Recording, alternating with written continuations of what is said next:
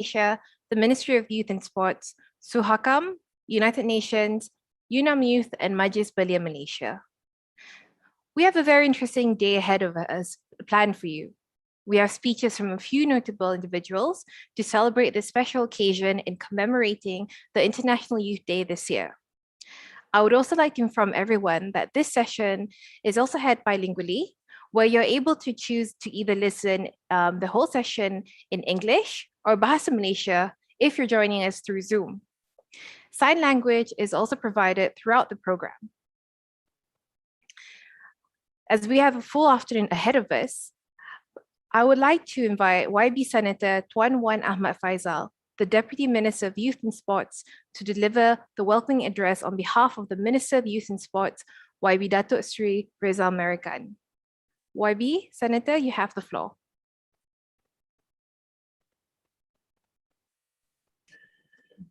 Bismillah ar-Rahman ar-Rahim. In the name of God, the most gracious, the most merciful. Assalamu alaikum wa rahmatullahi wa barakatuh. Peace and salutation be to all of you, and good afternoon. Excellencies, distinguished speakers and guests, ladies and gentlemen. First of all, I would like to extend a very warm welcome, or selamat datang in Bahasa Malaysia, to all of you to this virtual forum jointly organized by the Ministry of Foreign Affairs and the Ministry of Youth and Sports Malaysia in partnership with, first, the Institute of Strategic and International Studies, ISIS Malaysia, the United Nations Office in Kuala Lumpur, the Human Rights Commission of Malaysia, Suhakam, the Malaysian Youth Council, and the United Nations Association of Malaysia Youth. This joint effort is a testament to our shared commitment in advancing youth empowerment in the country by working closely with the United Nations, the civil society, think tanks, and youth organizations. I wish to acknowledge the presence of Dr. Rashid Mustafa Sarwa, the UN Resident Coordinator for Malaysia ad interim, and the UNICEF representative in Malaysia, as well as Ms. Jayatma Wikramanayake, the UN Secretary General's Envoy on Youth. Your participation in this forum signifies the close partnership between Malaysia and the UN, and Malaysia's strong commitment to multilateralism. We are joined today in celebration and to commemorate the International Youth Day, which falls on the 12th August every year, as declared by the UN General Assembly in 1999. To celebrate this day, the UN encourages youth and governments around the world to organize activities to raise awareness about youth agenda in their respective country. This is, however, the very first time for the Ministry of Youth and Sports and the Ministry of Foreign Affairs to jointly commemorate this auspicious day.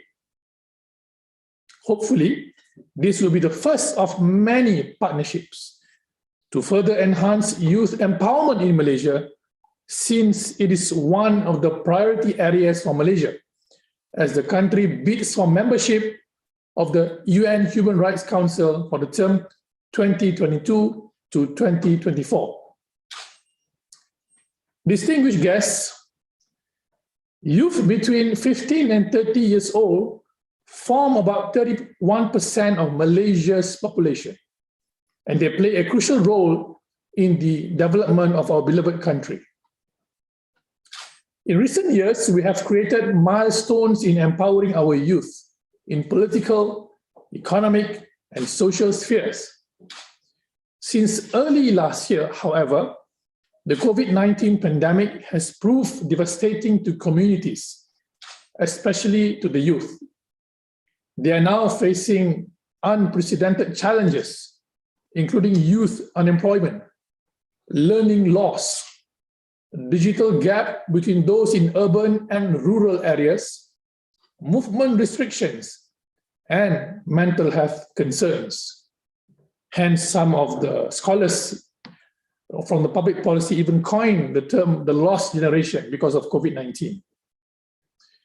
Thus, the theme of today's virtual forum, Youth Empowerment in Times of COVID-19, is apt and timely. In view of the challenges faced by our youth in confronting the unprecedented global crisis, despite these difficult times, many have risen to the occasion and played exemplary roles towards the betterment of our society, whether as healthcare workers, social and environmental activists, youth volunteers, entrepreneurs, or educators. At today's session, we will hear from representatives of various organizations and diverse backgrounds. We would hear about their personal experiences, challenges, and aspirations as a youth in Malaysia. Not to forget, as well as their obstacles when they face in the midst of the pandemic. In addition, we look forward to exploring opportunities, best practices, and recommended solutions at the national, regional, and international levels to further empower our youth. Through dialogues and engagement, the government strives to support efforts by young Malaysians to attain a better future, a more sustainable world, and a rapid recovery from the COVID-19 pandemic. The virtual forum today also aims to honor the accomplishments and contributions by our young ones to the country. Ladies and gentlemen, youth empowerment has always been at the forefront of the Malaysian government's national development agenda. In fact, the very first National Youth Day was celebrated on the 15th May 1964 to honor the contributions of youth in nation building. What made the day more significant was that the Ministry of Youth and Sports was established on the same day in celebration of the National Youth Day. Last year, the ministry honored the works of 6 young individuals in fighting against the pandemic in various capacities at the National Youth Day celebration. Among their works were managing COVID-19 database, providing monetary and food aid through crowdfunding, as well as creating job opportunities for the youth. Malaysia believes that achieving world peace, economic advancement, social justice, and more depends on tapping into the potential of the younger generation. Malaysia's youth empowerment initiatives largely focus on 5 main areas, namely, first, ensuring employment and entrepreneurship. Second, promoting skills development. Third, enhancing youth leadership and participation. Fourth, advancing youth research. And finally, encouraging volunteerism and youth work. Empowering youth requires multi-dimensional and multi-sectoral efforts. Hence, today's platform is particularly meaningful to bring together voices and views from different players, both locally and internationally, in acknowledging the importance of streamlining youth agenda in national development, as well as honoring and celebrating the contributions by our young people. I acknowledge the road of recovery is still long, but I am hopeful that as we continue to include and invest in our young people, we can come out stronger together. As the local saying goes, pemuda harapan bangsa, pemudi tiang negara. Or young men are the hope of the people, while young women are the pillar of the nation. I would like to take this opportunity to pay tribute to the amazing performance by our athletes at the recent Olympic Games in Tokyo, and for their commitment, discipline, and sportsmanship in representing the country and carrying high the Malaysian flag to these prestigious games. We are indeed humbled by their courage, grit, and perseverance. Kudos to them. They have indeed made Malaysia proud, and I hope the rest of Malaysian youth will take the cue on reaching for your dreams and aspirations. I would also like to thank all parties present in ensuring the success of today's forum. I wish everyone to stay safe and hope that you will find the forum most inspirational.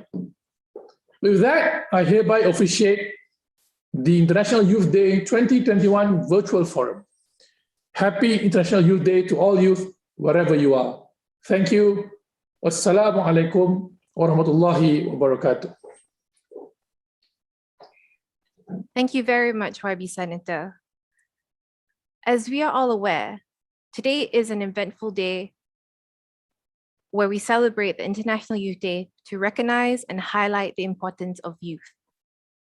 To commemorate this event, we would like to share the UN Secretary General's video message for this year's International Youth Day 2021.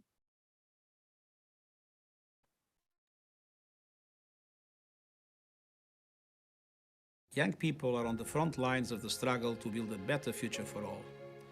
The COVID-19 pandemic has highlighted the dire need for the kind of transformational change they seek, and young people must be full partners in that effort.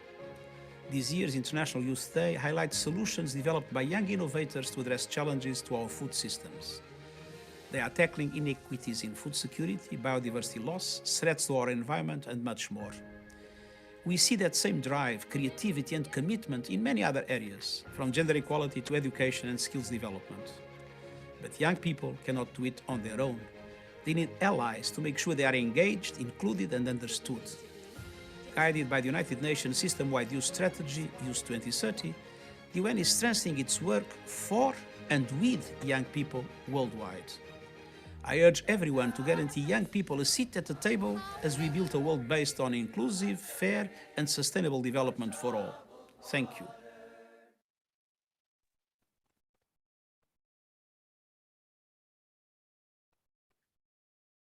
I would now like to invite the UN Resident Coordinator for Malaysia, ad interim, and UNICEF representative in Malaysia, Dr. Rashid Mustafa Sawa, to deliver his opening remarks.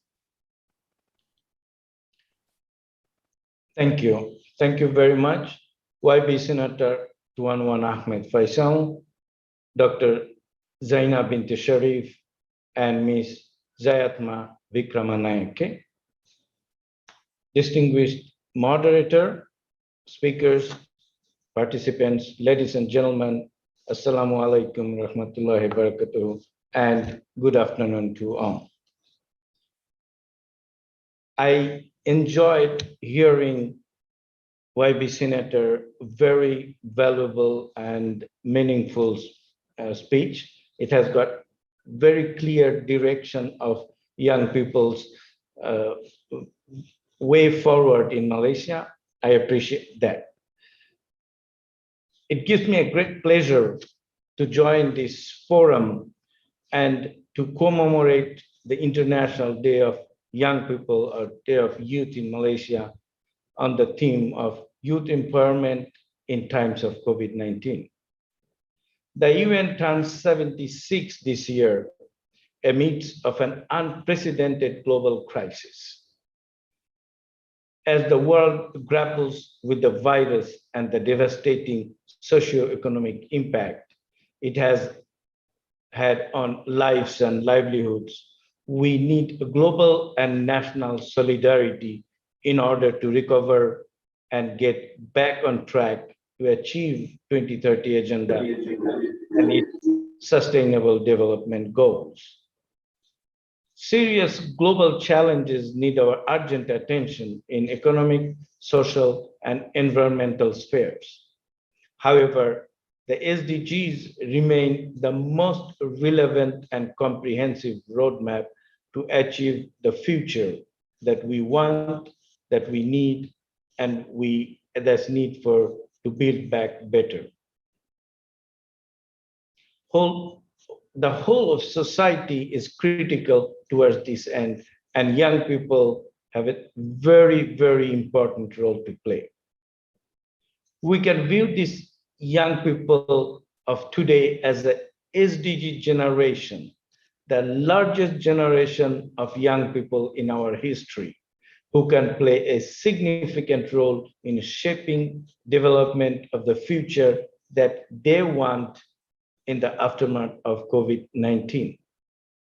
The global theme this year, Transforming Food System, Youth Innovation for Human and Planetary Health, underscores the potential of youth as active partners in the global society contributing to implementing SDGs.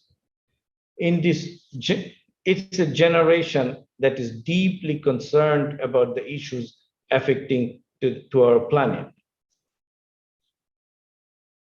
As young people, a partner of choice today to lead us in future and tomorrow, I see there 5 key roles that youth can play to realize SDGs and save our planet for tomorrow. Number 1, critical thinkers, asking questions, identifying and challenging existing power structures and barriers to change, to expose contradictions and biasness, and give us the critical views. Number 2, change makers, with the power to act and mobilize others, boosted by broader connectivity and access to social media. And it has been proven, and it has been proven during the COVID time. Number 3, innovators. Youth best understand the problem that they face and then offer very, very innovative new solutions. Communication. Young people can be partner of choice for communicating the development agenda to their peers, as we call peer-to-peer support, peer-to-peer discussion, because young people understand another young people better, so that they can work as a communicator better than anybody else. And last but not least, leaders. Youth-led organizations and networks in particular should be supported and strengthened because they contribute to the development of civic leadership skills among young people, especially among the marginalized youth.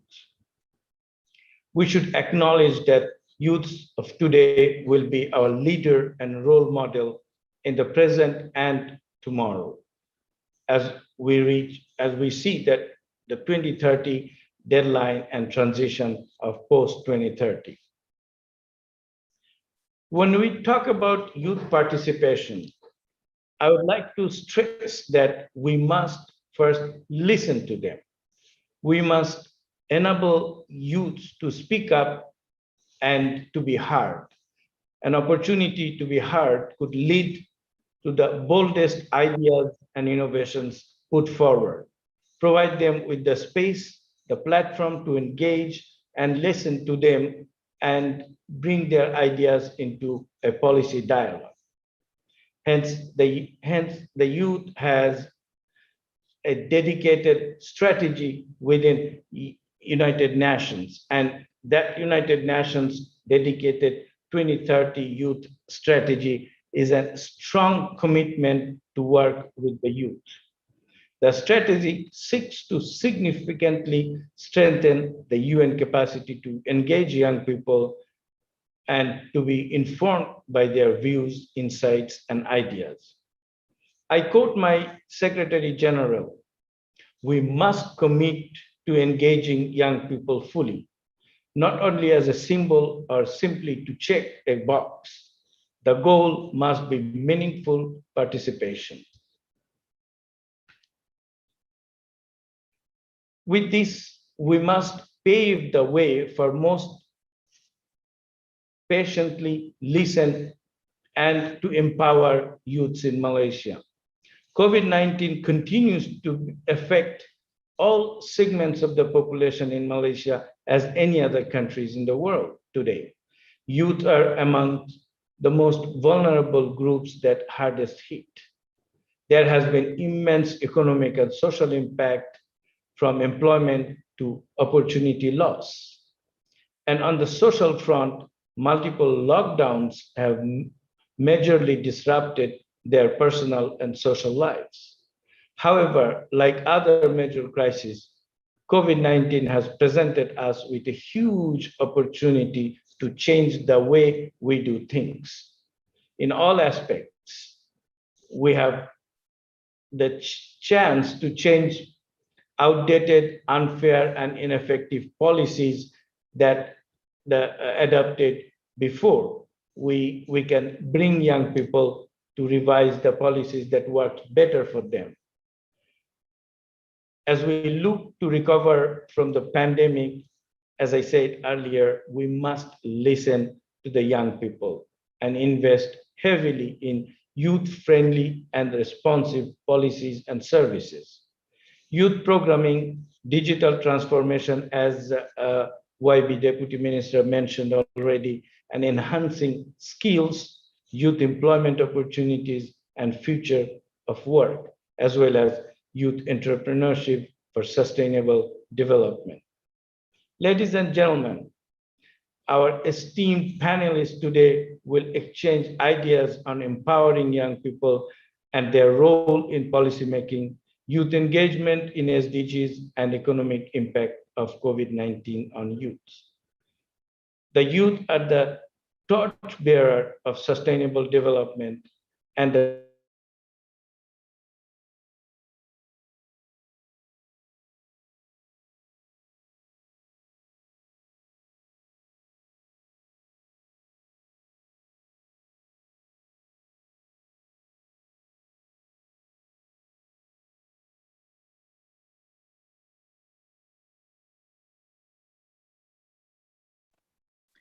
Hi, everyone.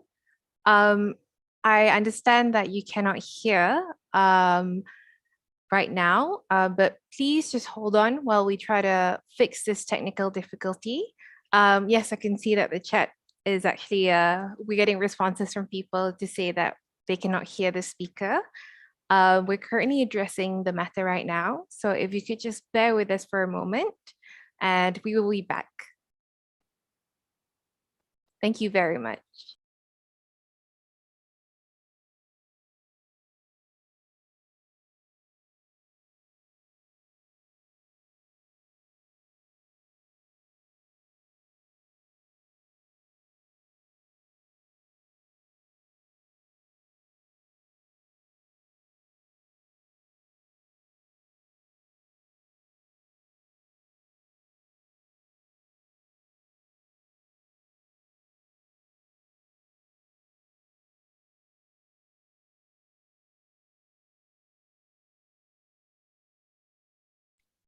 I assure you, behind the scenes, we're working very hard to make sure that we can get everything back up as soon as possible.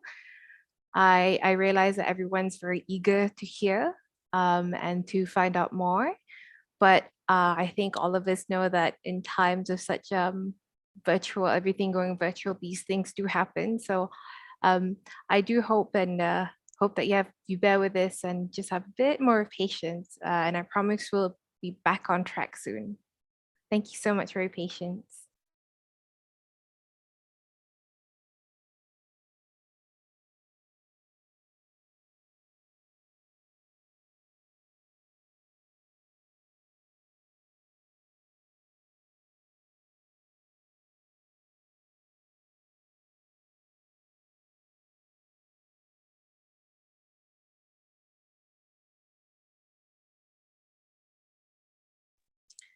Okay, guys, Dr. Rasha will be coming on soon. Unfortunately, there was a bit of a problem on his end, but as said and as promised, we will get him back.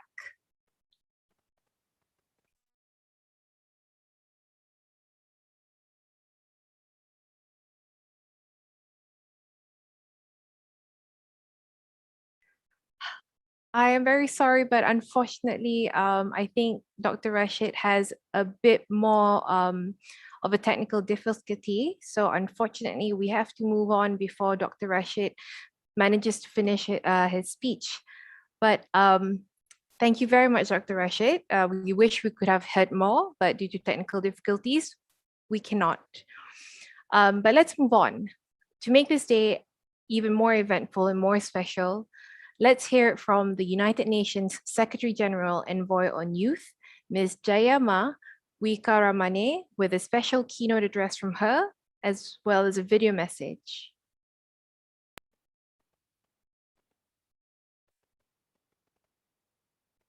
Happy International Youth Day, everyone. My name is Jatma Vikramanayake, and I am the United Nations Secretary General's Envoy on Youth.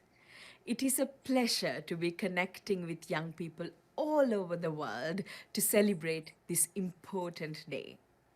It's incredible to think that young people like you and me make up the largest generation that our world has ever seen.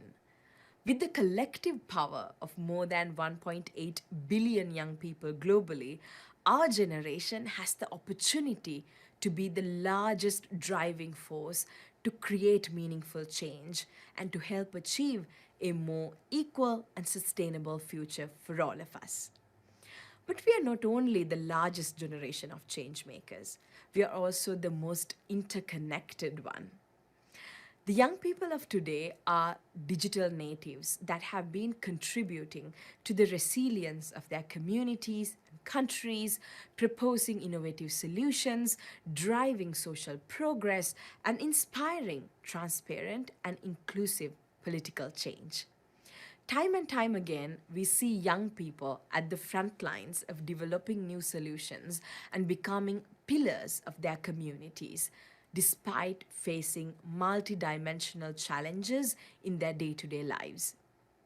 Today's youth continue to face the devastating impacts of the ongoing COVID-19 pandemic, which has put millions of vulnerable young people at risk for their physical and mental health, while also increasingly coping with the fear of unemployment and being out of school.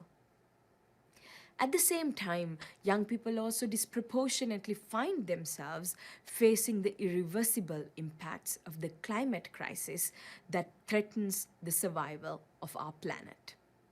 Yet, despite all of this, young people continuously lead the way in safeguarding the future, making sure that progress and solutions are not halted even when faced with great challenges and limited resources. The creativity and ingenuity of young people in developing innovative solutions must be acknowledged.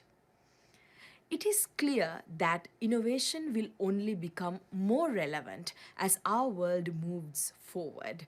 But youth-led innovation is not merely relevant, it is imperative if we are to recover better together from this pandemic. That is why on International Youth Day, I hope you will join me in celebrating the remarkable work and the perseverance of young people in delivering innovative solutions all around the world.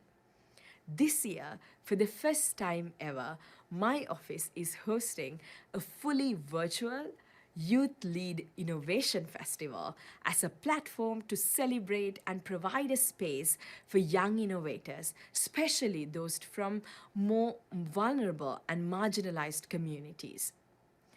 When we first launched the UN's youth strategy, Youth 2030, it was designed explicitly with the goal of allowing the UN to become a knowledge and innovation pioneer, and we know firsthand that we will not be able to do so without engaging with young people as equal partners in the process. In this spirit, I'm challenging us all to continue highlighting and elevating the leadership of young solution makers, and to most importantly, continue meaningfully engaging youth in all of their diversity. To achieve the future we all want, we must ensure that no young person is left behind. Today and every day, I hope that you all take opportunities like this to share more about your work and how you have been making a positive impact in your community. If there is one thing that I'm always confident about, It is the fact that our world is not short on ideas and solutions led by young people. And we want to hear what you have to say. I encourage all young people to join the conversation online using the hashtag YouthLead on social media, and together let's show the world the magnitude of young people's power and potential. Thank you once again, and happy International Youth Day. That was a very remarkable and inspiring message from the UN Envoy on Youth. The next video that we'll be sharing is a compilation of voices of youth from various backgrounds. These youth themselves have demonstrated great leadership and have been actively involved in their field, be it volunteerism, community work, or even youth entrepreneurship. The videos are self-made, and we really, really hope that it will inspire other youths. Enjoy the video.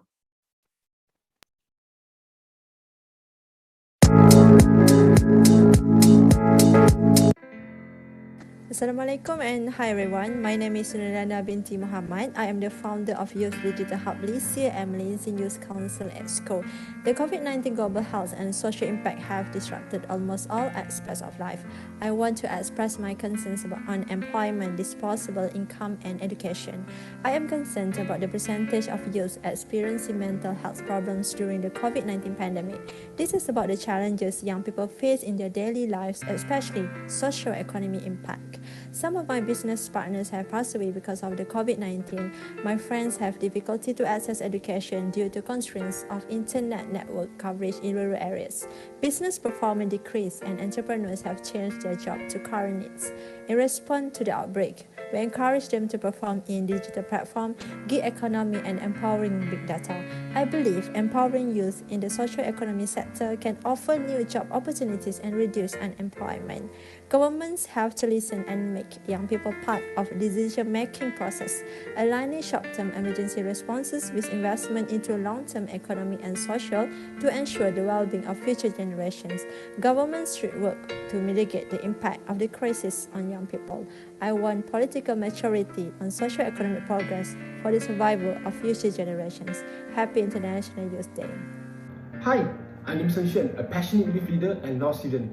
I've been extensively involved and organized a plethora of youth leadership programs like Sharing is Caring program, Sports for All session, and Young Leaders Carnival to promote youth leadership capacity, expanding youth leadership capacity beside embracing new norms. I've also actively represented Malaysia in international conferences and voting competition. My priority is always to fly the Malaysian flag high. For me, youth empowerment is never a destination but a journey. I've also spoken about current issue passionately on national TV programs and newspaper. I discuss about the roles of youth in nation building, good governance, policy making, and constitutional supremacy. For me, I strive to contribute my ideas and effort to Malaysia in realizing sustainable development goals and share prosperity vision. Malaysia should continue to be the leader of innovation and exemplar in the eyes of world for upholding rules of law, promoting good values, and having remarkable accomplishment in economic achievement, social well-being of the people. Ask not what your country can do for you, but ask what you can do for your country. Building a nation and youth empowerment require concerted and collective effort from all the people. Thus, I hereby invite all citizens and the youth to join me for nation building. Malaysia boleh. Young people are on the front lines of the struggle to build a better future for all. The COVID-19 pandemic has highlighted the dire need for the kind of transformational change they seek, and young people must be full partners in that effort. That is an excerpt from the Secretary General of the United Nations, Antonio Guterres. More than half of our population is below 50 years old. The urban youths all over the world have major concerns about the security of their futures in the face of soaring youth unemployment rates, low starting salaries for fresh graduates, and sky-high living costs.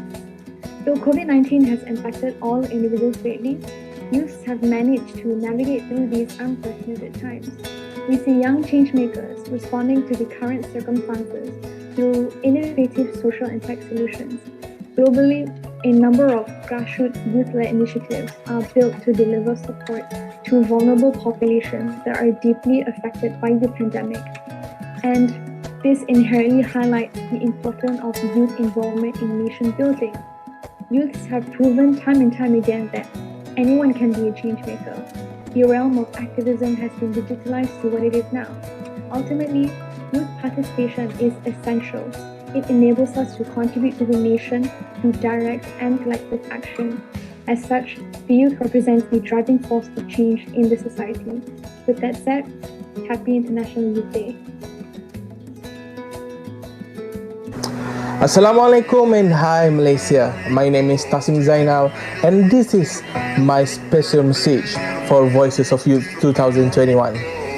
For me, volunteerism is becoming part of my life. I still remember the first volunteers club that I've joined when I was 12 years old, called Kumpulan Perwakilan Remaja in Kejang, Selangor.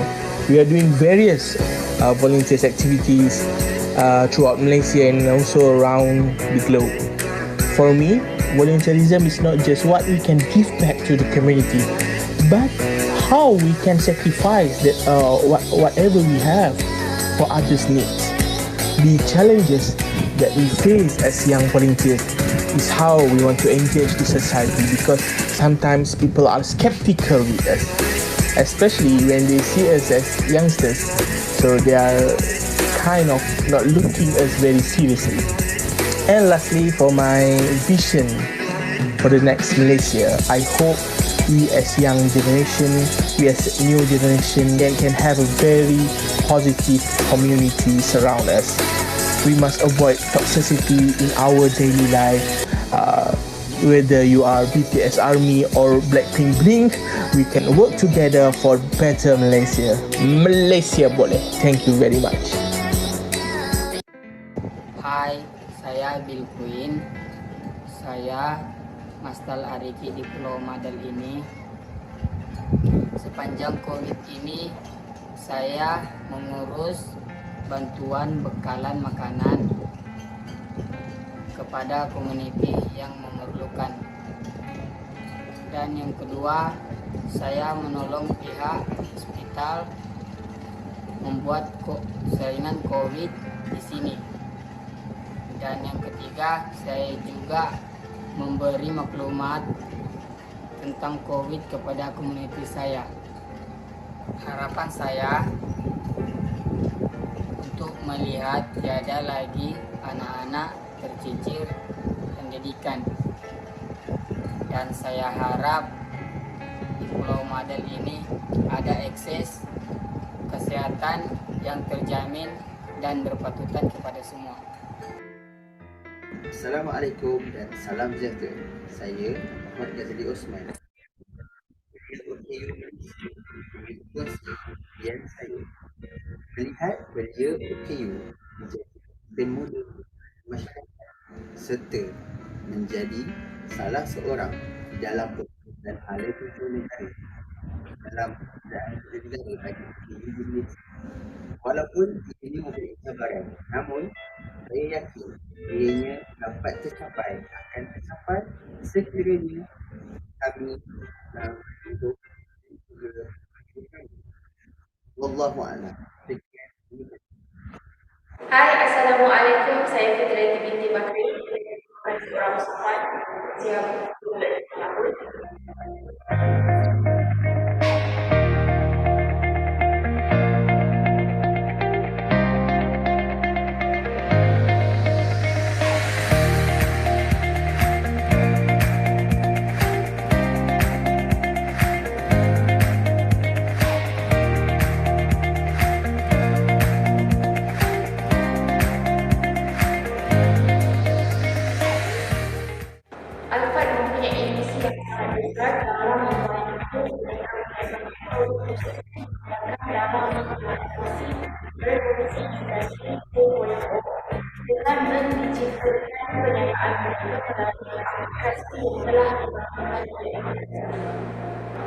pada masa yang sama, Alfat juga menyumbang waktu kepada pusat penyembuhan vaksin yang dengan mengembangkan sistem dan sebagai aplikasi untuk membantu perlawanan dalam proses pemberian kriminalisasi ini.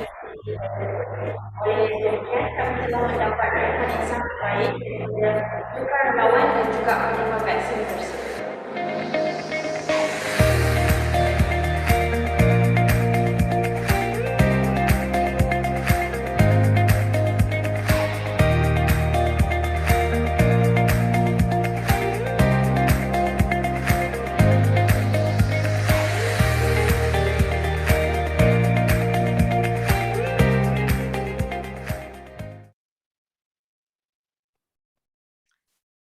Wow. That was a very remarkable and inspiring video indeed. Truthfully, my heart feels so warm right now to see how much the youth are contributing to this nation and helping as fellow Malaysians. And I think it sets a very good tone and leeway to the next item on the agenda for today, which is the panel discussion. In fact, we're very lucky today to be hearing from 4 very knowledgeable speakers that will be discussing youth empowerment. I would firstly like to introduce them before we get to some housekeeping rules on how the panel discussion will be conducted. I would firstly like to introduce the speakers. And first on the list is Dr. Zainah Sharif, the Deputy Director General of the Youth Development Division of Malaysia's Ministry of Youth and Sports. We also have Mr. Muhammad Izzat Afifi, who is the Vice President of the Malaysian Youth Council, also known as Majlis Belia Malaysia. Thirdly, we have Ms. Kiran Linair, the Head of Model United Nations Development of the United Nations Association of Malaysia Youth, also known as UNAM Youth. And last but not least, we are honored to have Mr. Mazrul bin Wei Ahlon, the Youth Chairman of the Orang Asli Network of Peninsular Malaysia. Now, before we begin, I would just like to remind the speakers and participants of the time that we have. Each speaker will be giving a presentation lasting up to 15 minutes before we proceed to the Q&A session lasting 30 minutes.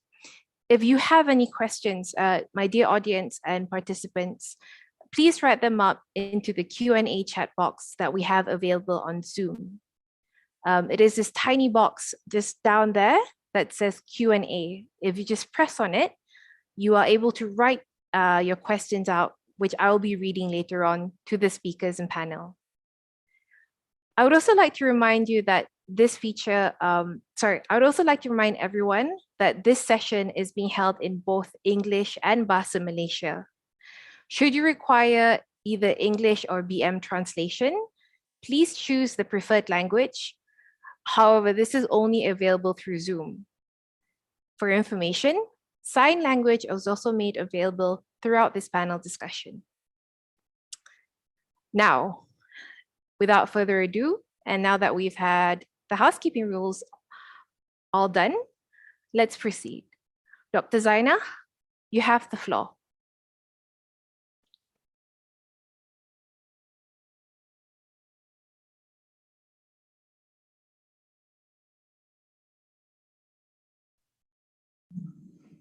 Thank you, Madam Chairperson. Christina, can you hear me? Yes, I can hear you loud and clear, Dr. Zainah. All right. Okay, I'll begin. Thank you again, Christina, Madam Chairperson, for today.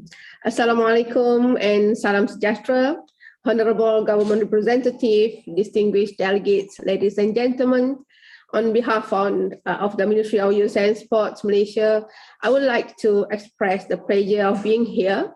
Thank you to the Ministry of Foreign Affairs, of course, and other partners for the collaboration in organizing this forum.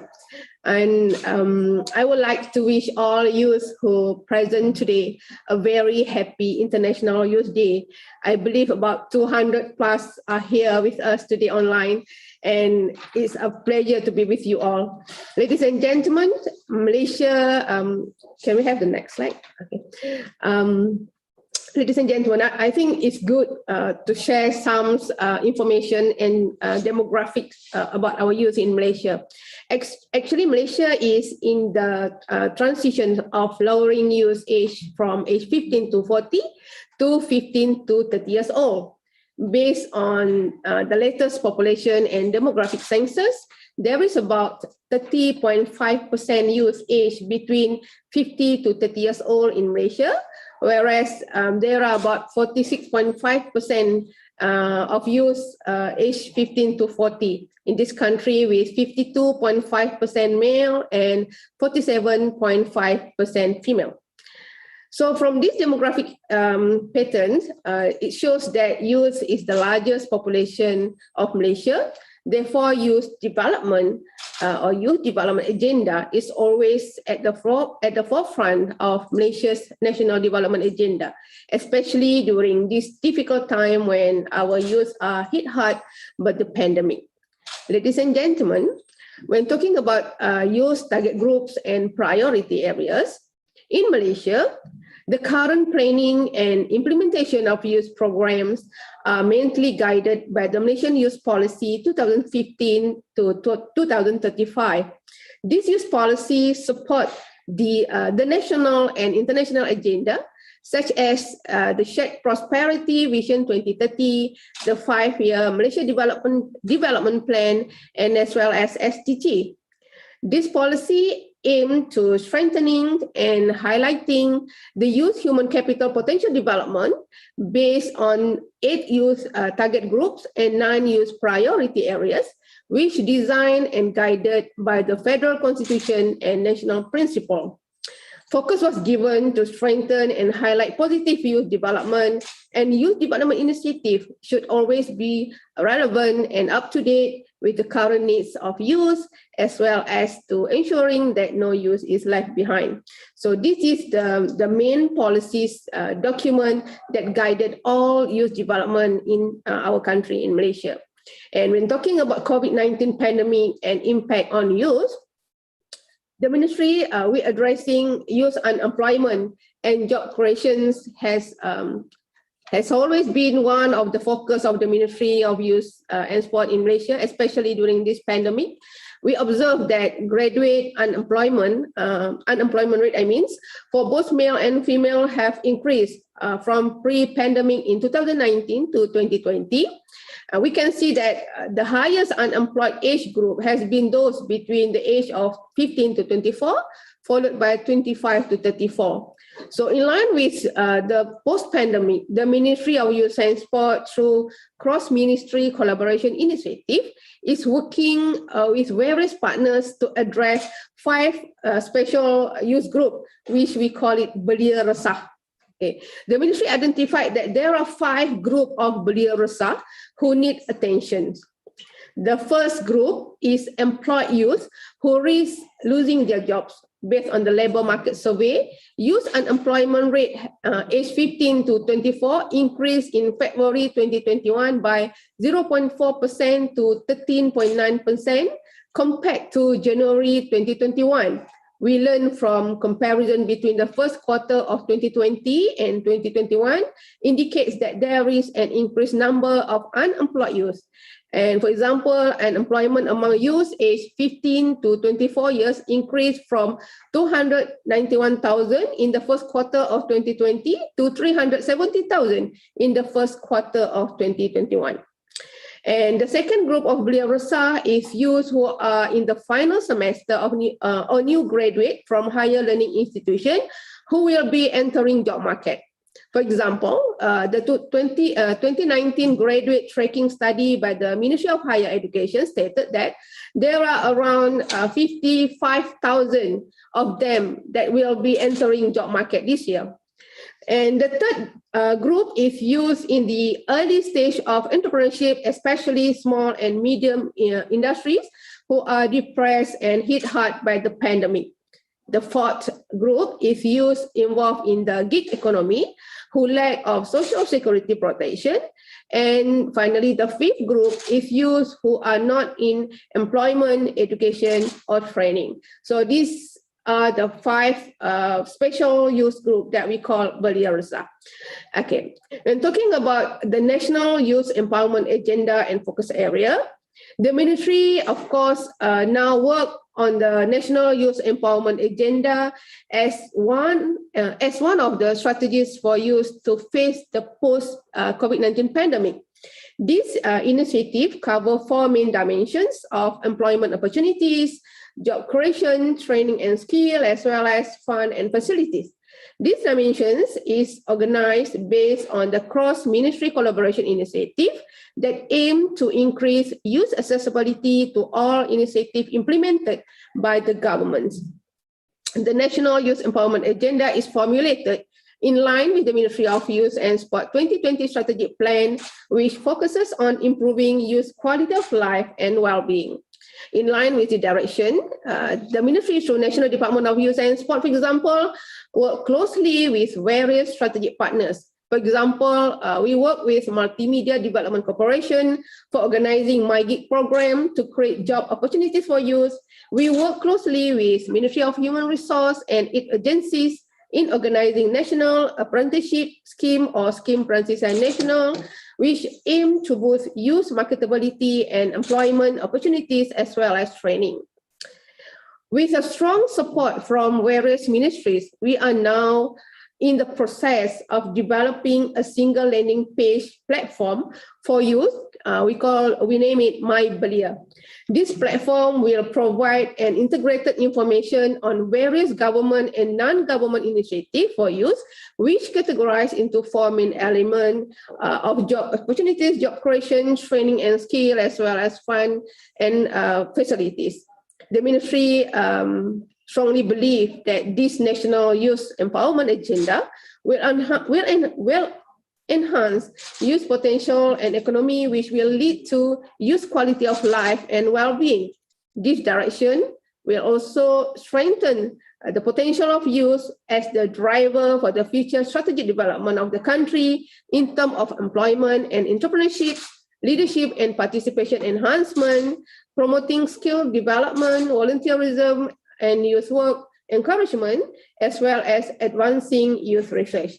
However, the success of this agenda is primarily requiring strong cross-ministry initiative collaboration, and the most important thing is youth commitment itself. And when talking about initiative and program, based on the National Youth Empowerment Agenda, the Ministry of Youth and Sport has established various initiatives and programs in empowering youth during COVID-19 pandemic. The initiative was organized to promote employment opportunities for youth, promoting skill development, develop youth to become a successful entrepreneur, encouraging volunteerism and youth work, providing assistance to sport industry players, and conducted various research to study youth issues in relation to quality of life and well-being. What we can see here is some of the programs that we organize. For example, we have My Gig service program. We organize My Gig digital freelance as well by utilizing the digital platform that involve about 2,600 participants among Malaysian youth. And at the same time, we also have mypreneur programs to promote entrepreneurship among youth. And at the same time, we also establish volunteerism among youth by involve 7,658 volunteers helping the vaccinations program process. Okay, when talking about the National Youth Day, Malaysia celebrates National Youth Day every year on 15 May. The celebrations aim to appreciate and recognize youth contribution, as well as enhancing the spirit of love and patriotism among youth to the country. Various activities will be implemented in conjunction with the celebration, which relate to leaderships, economic, social, as well as sport and fitness segment. The theme for this year is Dekad Ini Dekad Anda, or in English, this decade is yours. In conjunction with the celebration, there will be an award presentation ceremony, known as Anugerah Perdana Belia Negara or National Youth Perdana Award. This award was given to recognize and give a reward to individuals and young youth organizations that have made significant contribution to the development of youth in the country. In 2020, for example, we have also awarded young unsung heroes and heroines on their contribution to society during the COVID-19 pandemic. This special award was given as part of the initiative to encourage more youth to be involved in helping community during the pandemic. Last but not least, I would like to share some way forward from the ministry and the direction of youth development in this country. Moving forward, Malaysia will continue to enhance its commitment for achieving sustainable development goals, particularly in empowering youth, such as SDG 3, good health and well-being, SDG 4, quality education, and of course SDG 8, decent work and economic growth. We will continuously strengthen our cross-ministerial and cross-sectoral collaboration with various ministries, agencies, NGOs, and private sectors at various levels, particularly in post-COVID recovery effort and beyond. The ministry will strongly be established as a center of reference for youth, which relate to youth data, youth research, job opportunities, skill and training, youth business development, youth staff development, and others. And finally, I would like to share that the new youth model 2030 will be developed to complement the existing national youth policy and the youth empowerment agenda. This model is designed to address youth challenges of post-pandemic. This is to future-proof of youth to ensure that they thrive in the new normalcy, as well as be ready to embrace the new opportunities made available from the pandemic, such as acceleration of the economy, job opportunity, as well as skill and training. Although all these features are important for the success in developing youth potential, we believe that positive youth development is best supported by a wide variety of experiences and opportunities in all settings which youth can be empowered. With that note, I ended this sharing session, and I believe we can collaborate more for organizing youth empowerment initiative in the future. Thank you. I hand over to the Madam Chairperson. Thank you so much, Dr. Zaina. It is indeed very exciting to hear of the government's plans for the youth. Truthfully, I'm actually very excited.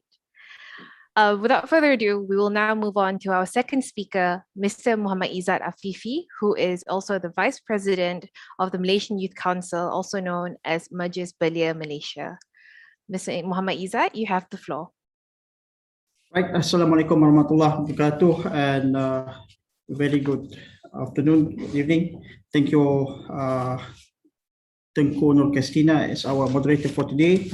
And esteemed panelists, ladies and gentlemen, brothers and sisters, first and foremost, on behalf of Malaysian Youth Council, I would like to thank the committee, the hosting committee, especially from the Ministry of Foreign Affairs and the Ministry of Youth and Sports for organizing this event, which is in conjunction of International Youth Day for this year. And I would also like to wish, on behalf of the Malaysian Youth Council, to all youth in Malaysia and to all youth whenever you are, happy International Youth Day for today. Ladies and gentlemen, brothers and sisters, I've been given the topic of enabling youth in policy making, which I'm going to discuss on how youth in Malaysia are involved in policy making process. Since each panelist are given about 15 minutes, so I'll briefly explain on how youth are being involved in decision and policy-making process in Malaysia. Next. First of all, it is good to all participants to know that what is Malaysian Youth Council is all about. Well, in fact, MBM is also part and parcel of youth involvement in policy-making process since our inception in 1948. So this year, we will celebrate 73rd of our anniversary on our establishment, and since its establishment, MBM have played a vital role in representing the roles of the voices of our young people, of our youth in our country, even before we gained our independence from the British. Malaysia is also among other few countries in the world that have our own Act of Parliament specifically for our youth development, which is Youth Societies and Youth Development Act, or Act 668. And in section 49 of our Youth Societies and Youth Development Act, it is specifically mentioned that MBM is the main body of youth societies in Malaysia, meaning that MBM is the official youth representative in Malaysia, especially on behalf of youth organizations in Malaysia. And in MBM, we are representing 40 youth organizations in Malaysia that representing all segments of youth in Malaysia. And as mentioned by Dr. Zainah before, we also targeted 8 youth groups as mentioned in Malaysia Youth Policy by the Ministry of KBS. Next. So this is our affiliates, our Badan Gabungan of Malaysian Youth Council. Out of 40 affiliates of Badan Gabungan, we have 12 of our organizations are socio-economic based. 6 of our organizations are religions based, religions and racial based. For example, ABIM, Angkatan Belia Islam Malaysia, we have Methodist youth, we have Hindu youth, we have Sikh youth, and so on and so forth. And we have 2 students organizations, which is PKPIM, Pelajar Kebangsaan Persatuan Pelajar Kebangsaan Islam Malaysia, and we have also Gabungan Pelajar Melayu Semenanjung, or GPMS, and last but not least, we have 6 uniform organizations, Scouts Association of Malaysia, we have Pandu Putri, we have Putri Islam, we have St. John, and so on and so forth. Me, myself, is actually representing Scouts Association of Malaysia in MBM. So other than that, we have 14 state youth council throughout Malaysia. So each and every state in Malaysia are represented in Malaysia Youth Council, or MBM. And out of 14 states, we have 103 district youth council and 12,379 registered youth affiliated in Malaysia. So all in all, I would rather say that MBM is representing the voices of youth from the very district or the very kampung up to the national level. Next. So we are going to the several mechanisms provided by the government in for our youth to actively involve in country's policy making process. So because of the short time given by the committee, so I'll briefly explain several mechanisms or programs provided by the Kementerian Belia dan Sukan, and as well co-partnered with MBM in terms of policy making process, namely National Youth Consultative Council, the Youth Parliament, and Youth Advisor to the Prime Minister. Next. So National Youth, or what we call as Majlis Perundingan Belia Negara, or the National Youth Consultative Council, is the first and foremost the most important council and consultative council as espoused in our Act 668. Next. So the National Youth Consultative Council, or NPBN, is the oldest mechanism provided by the government for our Malaysian youth. It has been established since 1971, and it is meant to be the main consultative body in matters relating to youth development and regulated by the Act. If I'm not mistaken, Section 49 of the Act. And in Parliament, for example, each and every ministries are represented by the minister. And likewise, in the National Youth Consultative Council, each and every senior officials of each and every ministry are represented in the consultative council. So if there is any motion related to or relating to education, then the Kementerian Pendidikan Malaysia must send their senior officials that can give answer to the consultative council any matters related to that particular motion. So it is sort of a mini parliament. So before we come to the Parliament Belia, which is established in 2015, we already have our own youth parliaments, what we call as a youth parliament in Malaysia, and it's established since 1971. And the National Youth Consultative Council is chaired by the minister himself. And each and every motion passed by this council will be brought to the cabinet by the minister. So each and every motion passed by the council will be brought to the cabinet for their consideration. And the conference of the council shall convene its conference not less than twice a year. But because of the pandemic this year, we are postponing the particular consultative council to next year, and so on and so forth. And in MPBN, we have two levels, which is the national level, where we call it as MPBN, and the state level, which is Majlis Perundingan Belia Tingkat Negeri, or the state level, which the particular Majlis Belia Negeri or state youth council will convene the council or the consultative council in the state level. Next. So we come to the second program on matters relating to consultative matters relating to policy making process, which is Parliament Belia. As I mentioned before, the National Youth Consultative Council has been established in 1971 during Tun Razak's time, and it plays an important role in terms of voicing up and bring the voices of the young people to the government. And in 2015, the government has established another program, what we call as Parliament Belia or Youth Parliament, that plays also an important role. Next. And unlike in National Youth Consultative Council, the members of the National Youth Consultative Council or MPBN comprises of MBM's affiliates. For example, from each 40 members or affiliates of MBM will be the member of MPBN.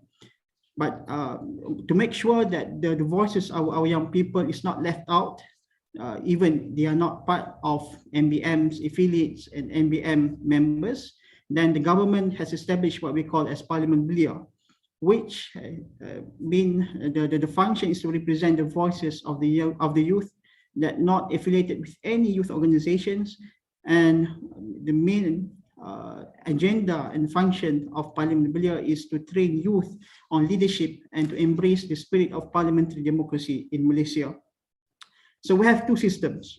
For those, for young people or for youth who are involved in youth organization, they have MPBN, and it is regulated by the Act. And for those, for young people who do not involve with any youth organization, so they can contest, they can be part of Parliament Belia.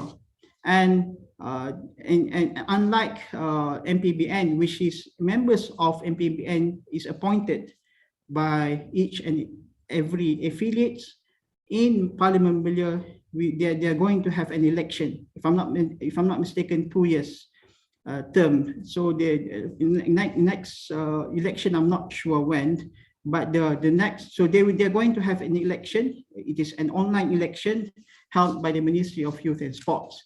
But there are also several members of Parliament Belia appointed by minister, especially to take care the minorities and so on and so forth. And likewise, the MPBN motion passed by the council will be brought to the cabinet by the minister to their consideration, to make sure that the voices of our youth be heard by the cabinet, especially those who are running the government. And next.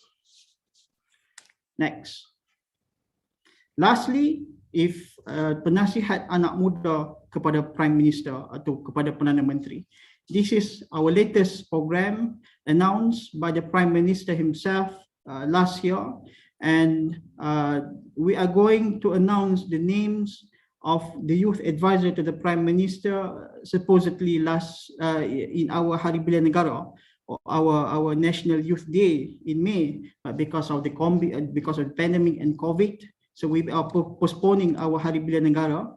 But for our next Hari Belia Negara, the Prime Minister will announce the names of the penasihat anak muda kepada Prime Minister or kepada Perdana Menteri, which is the youth advisor to the Prime Minister. Next.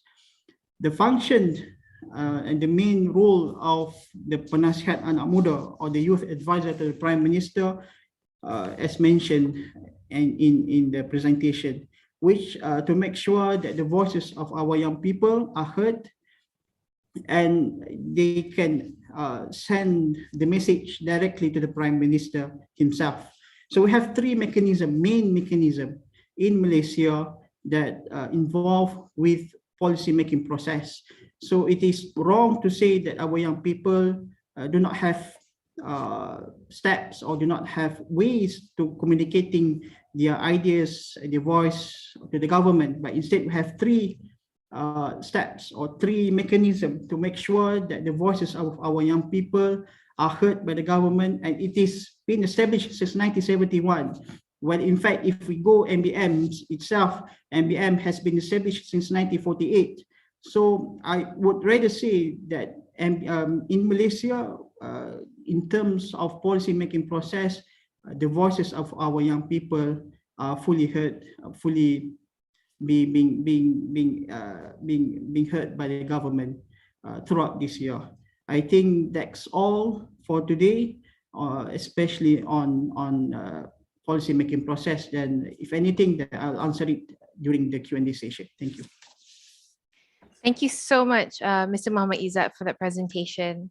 It's interesting to see the avenues available for the youth to be more involved in policy making. So thank you very much for that. Next up, we have Ms. Kieran Linai, who is also the head of Modern United Nations Development, United Nations Association of Malaysia Youth, also known as UNAM Youth. Ms. Kieran, you have the floor. Thank you very much. Just checking to see if I'm audible. Yes, you are. Can hear you perfectly loud and clear. All right, thank you so much. All right, a very good afternoon to everyone in attendance. Firstly, I'd like to graciously thank the main organizers and collaborators of the event for inviting UNAM Youth for this wonderful event celebrating the youth of our country, which of course extends over to myself. Happy International Youth Day to all of us. My name is Kieran. I'm the head of the Modern United Nations Development Department of UNAM Youth, otherwise known as the MUNDEV Department. And I'll be speaking on the topic of youth engagement and advocacy for the SDGs, with focus on its context within the COVID-19 pandemic. Next slide, please. Thank you. So to give a bit of context into the rest of my presentation, let me introduce the work that UNAM Youth does. So the United Nations Association of Malaysia's Youth Division, separate from UNAM Main, is the youth wing of the organization, and we carry out initiatives that fall under the umbrella of the United Nations principles, including the SDGs, which is the Sustainable Development Goals, and which emphasize on aspects of youth empowerment. So holding events within our portfolio that provide various opportunities to our members, the same opportunities that previously empowered us within UNAM Youth similarly.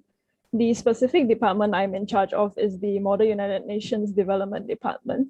It's rather self-explanatory, but essentially my department focuses on elevating the extracurricular of Modern United Nations within the country, which, as the name suggests, is a debate-like activity where participants simulate countries in the United Nations to solve ongoing world issues, from anything ranging within human rights to security-related issues. So along this line, we also work on bringing international relations and related topics to a ground level for our members who may be interested in this field. Next slide, please. Thank you. This is a rather broad description, so I've highlighted some examples of activities that we've held this year and their corresponding SDGs. So firstly, which is the lecture series, which is local academic leaning international relations discussions, which has featured esteemed guests such as Yang Amat Mulia Tengku Zain, Mr. Thomas Daniel from ISIS Malaysia, and Yang Mulia Raja Saiful from the Ministry of Foreign Affairs. There's also the speaker series held by our Community Outreach and Collaboration Department to bring discussions to topical issues among our youth.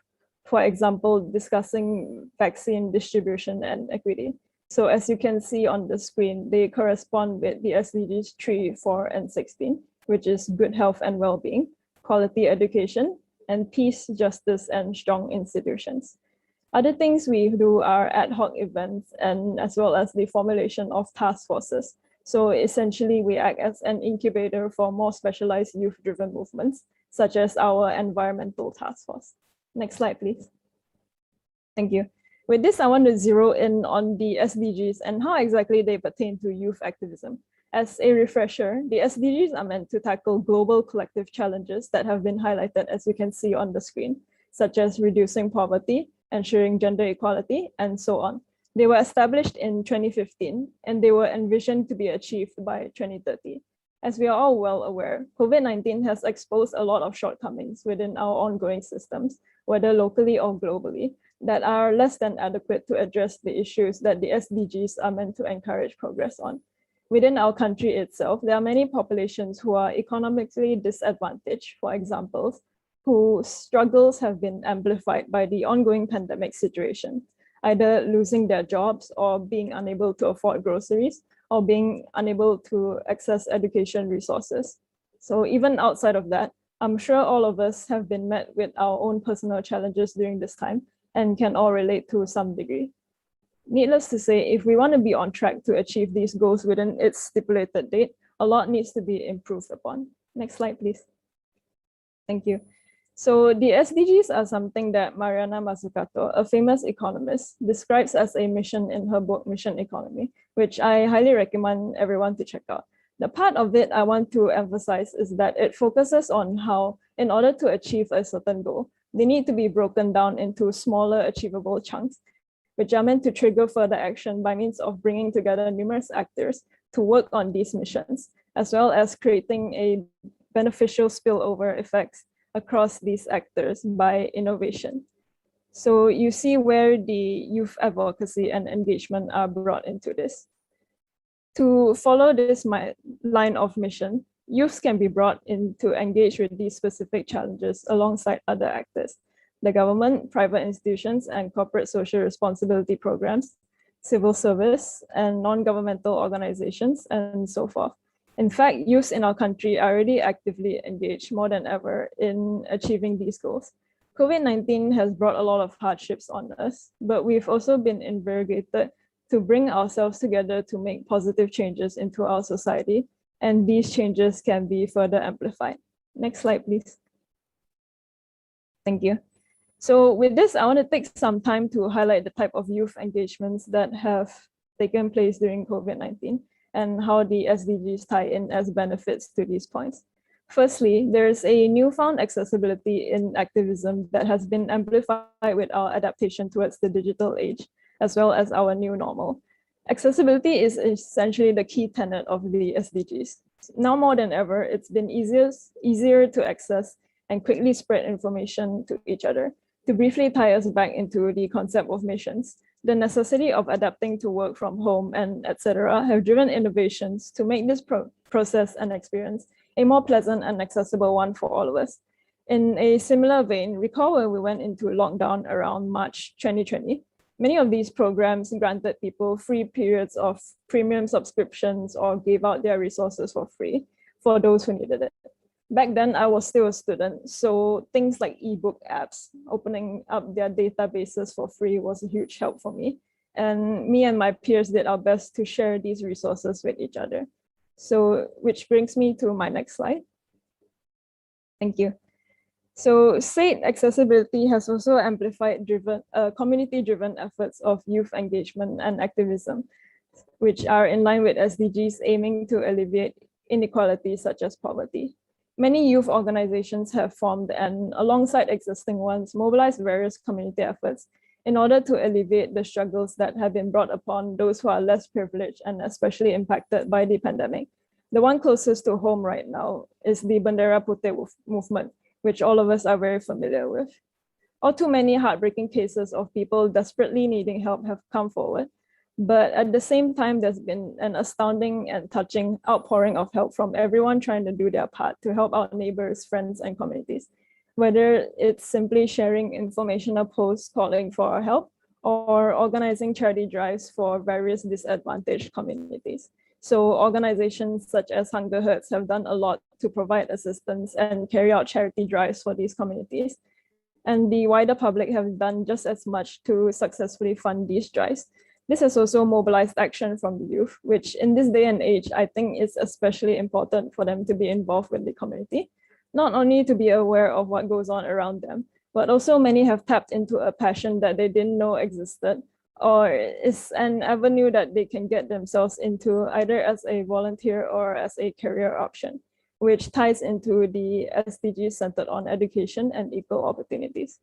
They are also learning to be aware of and advocate more for their own civil rights, which has always been something I wish I was more aware of when I was younger. So I think it's wonderful that the younger generation have these opportunities presented more easily to them. Next slide, please. So in line with this, I want to further highlight how education has become more accessible and widespread as well. There's been an uptick of online workshops, webinars, and even internships that have for the moment taken the place of physical events. The perk of this is that both local and international events have become more accessible to us all, which I think is needless to say in how it empowers our youth by linking these opportunities to them. To bring up an example from UNAM Youth, for instance, despite our first lecture series being a topic specific to Malaysia, that being Malaysia's role in global affairs, we had audiences from countries like Singapore, India, and even the United States and Switzerland, which frankly wouldn't have been imaginable for us before this. So this works vice versa as well. So much more has been made accessible to local audiences. I'm sure all of us are also no strangers to educational infographics highlighting important crises around the world, or the numerous webinars addressing important issues around the world to be aware of, such as the Black Lives Matter movement, and how we were able to help even from an international position. Many of these especially have been centered around inclusivity and intersectionality, both important prospects to consider in carrying out advocacy efforts. Hence, youth communities are further empowered by having these opportunities linked to them where previously impossible. Next slide, please. Thank you. With all this said and done, it's important to acknowledge the challenges that have also been presented to us, or as mentioned prior, been further amplified within these efforts, both for the youth and the wider communities that they've been trying to serve. So firstly, when we talk about accessibilities, for instance, it needs to be a two-way street. How do we reach communities that we don't even know need to be reached, or are not aware that there are people who are able to help them? Much of the barriers to these movements also come with our transition into the digital age. So communities who are less economically or technologically marginalized have no way to access such resources. The most obvious instance of this being students being unable to attend their classes as a result of not owning laptops or phones or even an internet access, despite internet access at this point being necessary to the point of being a human right. For marginalized youth, this is especially crucial, as we know that education is the #1 way for them to alleviate themselves from their situation and to give them access to opportunities only dreamt of by their parents and their grandparents before them. The fact that such communities even exist in the first place, it's something we need to strive to eliminate, to elevate them to the point where they can be self-sufficient, where they do not need to struggle on a day-to-day basis. The pandemic has been especially volatile period for them, and we need to be able to do more for them. Similarly, this presents just as much of an issue for people who are fresh graduates. Youth and unemployment was at an all-time high earlier this year, in light of leaving their higher education into an economy and job market that was leaving into an economy and job market that was extremely volatile. The lack of in-person activities in general, while having prompted innovation, continues to hinder youth advocacy operations. And such lack of opportunities in general causes an inability to engage with other parties, as well as an inability to sustain themselves within an unstable situation, both physically and mentally, while attempting to sustain the communities they advocate for. Lastly, there still exists a very real stigma against youth involving themselves in such community efforts. It may seem like a cliche by now, but many people still view youth to be unfit to engaging themselves in advocacy or politics or similar engagement. These prejudices can be a very real barrier towards advocacy efforts regardless, either by directly hindering such movements or discouraging people from even beginning to try. Regardless, I want to reiterate while we still have progress to do, a lot of good work is being made. It's important to remember that these situations are to be worked towards and not something that can be turned upside down within a night. much less during a pandemic. Part of the SDGs, after all, are to identify and address such issues and how they affect all of us. Next slide, please. Thank you. To wrap up my presentation, I just want to present my personal reflections on what I've presented today. So firstly, with regards to the SDGs, as I hope everyone has observed by now, it's very much tied with every aspect of our lives. The ultimate goal of the SDGs, after all, is to ensure we all have equal access to human rights as well as opportunities, to establish communities and societies which take care of us and have us take care of each other in return.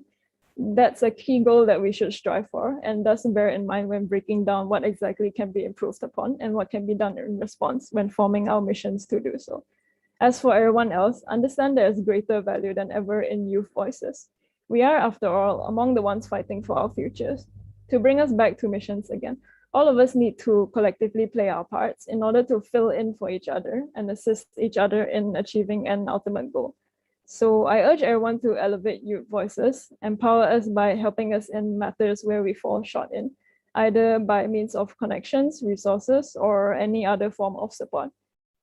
We need the help to achieve the values generations before us have fought for, and to carry the weight of this baton, and for us to do the same for generations that come after us. Next slide, please. So with that, I'm looking forward to hear what the rest of the panelists have to say, as well as the Q&A session for later. Thank you once again for having me. I'll be handing my time back to the floor. Thank you so much, Kieran. That was very inspiring to understand and listen to the work that you do deeply and what motivates you. Thank you very much for that. So next up, we have Mr. Mazrul bin Wei Ahlon, who is also the youth chairman of the Orang Asli Network of Peninsular Malaysia. For your information, the speaker will be speaking in Bahasa Malaysia. If you would like to opt for the session to be in English, please click on the interpretation button available on Zoom. Encik Mazrul, disilakan.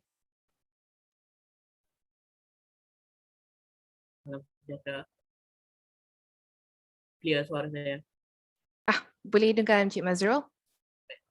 Terima kasih kepada saudari moderator. Saya, sebelum itu saya ingin memperkenalkan diri saya. Saya Mazrul bin Wei Ahlon, pengurusi belia Jaringan Kampung Orang Asli Semenanjung Malaysia. Pada hari ini saya akan berkongsi berkaitan impak ekonomi kepada golongan belia di kala pandemik COVID-19, cabaran dan peluang. Saya akan berkongsi secara keseluruhan berkaitan orang asli lah, sebab saya diberi sebagai pengurusi belia orang asli dan saya akan berkongsi secara terus berkaitan dengan isu orang asli. Pertamanya saya ingin mengucapkan ribuan terima kasih kepada pihak penganjur dan rakan strategik yang sudi menjemput saya untuk bersama-sama dalam forum ini. Yang keduanya, saya ingin mengucapkan selamat Hari Belia Antarabangsa kepada seluruh belia. Okay. Seterusnya, next slide.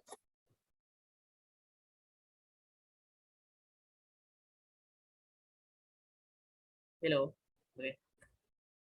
Pertamanya, saya ingin mengenalkan berkaitan dengan latar belakang orang asli. Yang pertama adalah masyarakat orang asli berada di seluruh negeri dalam Semenanjung Malaysia, kecuali Pulau Pinang dan juga Perlis. Masyarakat orang asli telah dipecahkan kepada 3 kategori sub-etnik yang dipanggil Negrito, Senoi dan Proto Melayu yang merangkumi sebanyak 18 suku kaum secara keseluruhan. Populasi masyarakat orang asli adalah melebihi 200,000 orang mengikut kajian pihak Jakwa Malaysia yang berakhir pada 2018 lah. Yang terkini kita tak dapat. Jadi inilah latar belakang berkaitan orang asli. Slide seterusnya. Maaf Encik Mazrul, bolehkah Encik Mazrul kuatkan suara sedikit pasal suara Encik Mazrul agak perlahan. So ada orang susah sikit nak dengar. Boleh ke Encik Mazrul? Okey, clear. Kuat sikit lagi. Test, clear. Okay, that's better. Silakan Encik Mazrul. Pertamanya saya ingin memperkenalkan berkaitan dengan latar belakang orang asli. Okey, kita boleh terus slide kedua lah. Okey, masalah utama komuniti orang asli di Malaysia. Wait, slide nombor 2.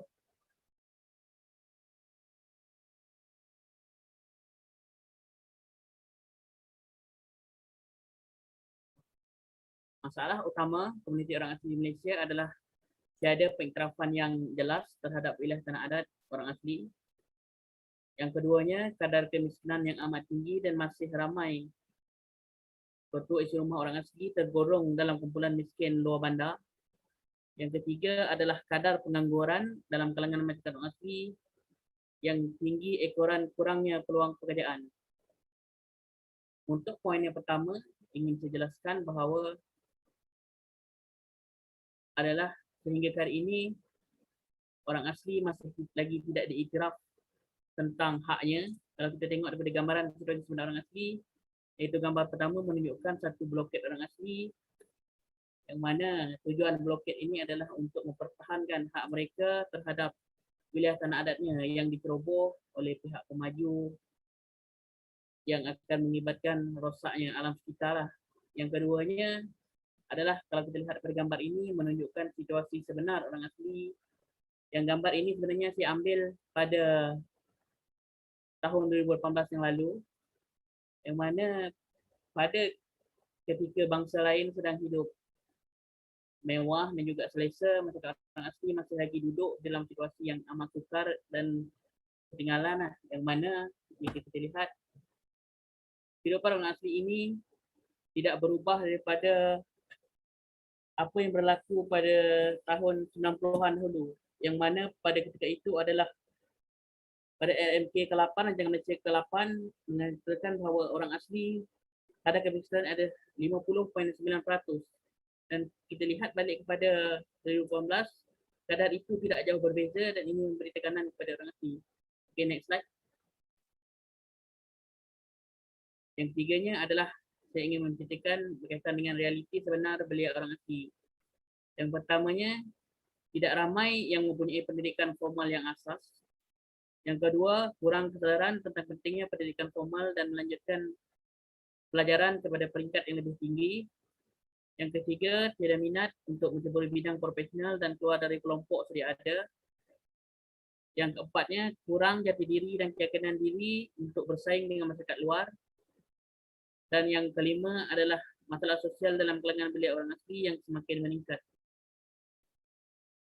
Untuk perkara yang ini saya akan rumuskan bahawa pertamanya adalah golongan intelektual daripada kalangan orang asli berkurang. Yang keduanya adalah dari segi kesedaran tentang pendidikan itu tiada. Dan yang keempat adalah masalah sosial seperti arak dan juga vandalisme lain seperti dadah pun ada masuk dalam kalangan orang asli, dan ini menjadi satu perkara yang buruk lah. Bagi pihak belia Jaringan Kampung Asli Malaysia, setiap tahun kita akan mengadakan beberapa program berkaitan dengan belia orang asli untuk kita membantu mereka membina jati diri, keyakinan dan juga memberi kesedaran daripada segi hak asasi. Dan julung tahun juga pihak belia Jaringan Kampung Asli akan mengadakan satu bengkel yang mana kita akan pilih adalah pemimpin belia daripada peringkat komuniti kampung yang akan kita bawa ke satu tempat lah. Contohnya selalu kita buat adalah di kawasan sekitar Kuala Lumpur, yang mana kita latih sebagai pemimpin belia akad umbi ni, beberapa orang yang kita pilih sebagai penyampai kita di peringkat akad umbi yang mengikuti kursus kepimpinan belia orang asli yang kita anjurkan. Okay, next slide.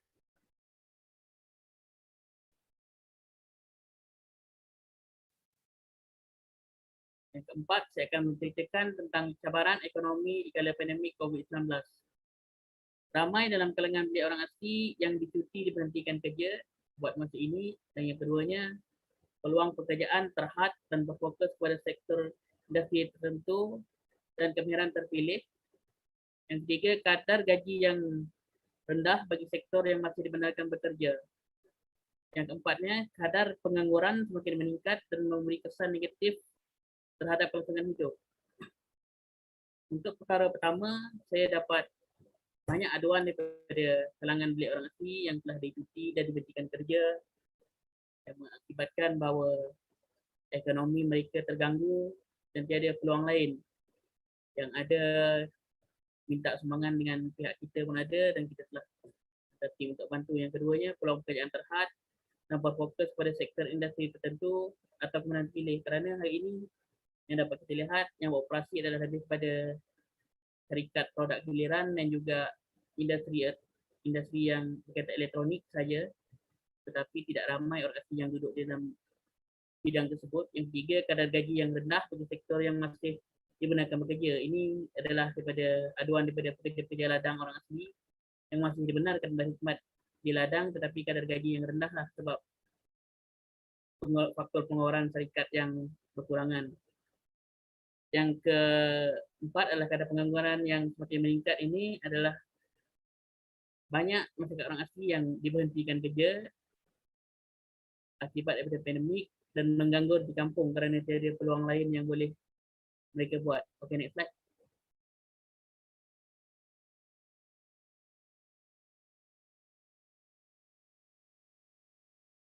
Yang kelima, saya akan berkongsi tentang peluang ekonomi di kala pandemik COVID-19. Ini antara aktiviti yang beberapa belia orang asli lakukan sepanjang tempoh pandemik COVID-19. Pertama, melakukan projek yang berkaitan produk hiliran seperti penternakan dan pertanian. Yang kedua, menceburi sektor peladangan. Dan yang ketiga, menyertai perniagaan berkaitan ekonomi gig atau gig ekonomi. Okay, next slide.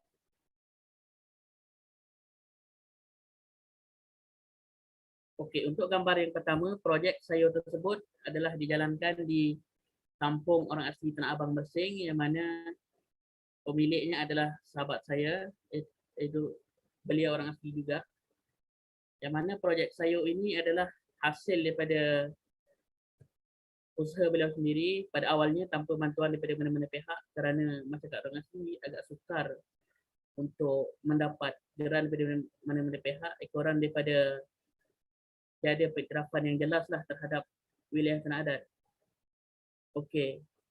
Gambar yang kedua adalah madu pelulut asli rimba dipanggil pun. Ia dibuat di Taman Negara Narompen, Peta Johor Malaysia, yang mana projek ini juga dilakukan oleh sahabat saya. Jika dahulu madu pelulut asli ini akan dijual secara di luar, iaitu di Taman Negara sendiri kerana ada pelancong yang hadir untuk melawat Taman Negara dan membeli produk mereka. Tetapi hari ini mereka telah mengubah cara penjualan dengan menjual secara maya di Shopee dan juga di media sosial lah untuk mendapat penjualan.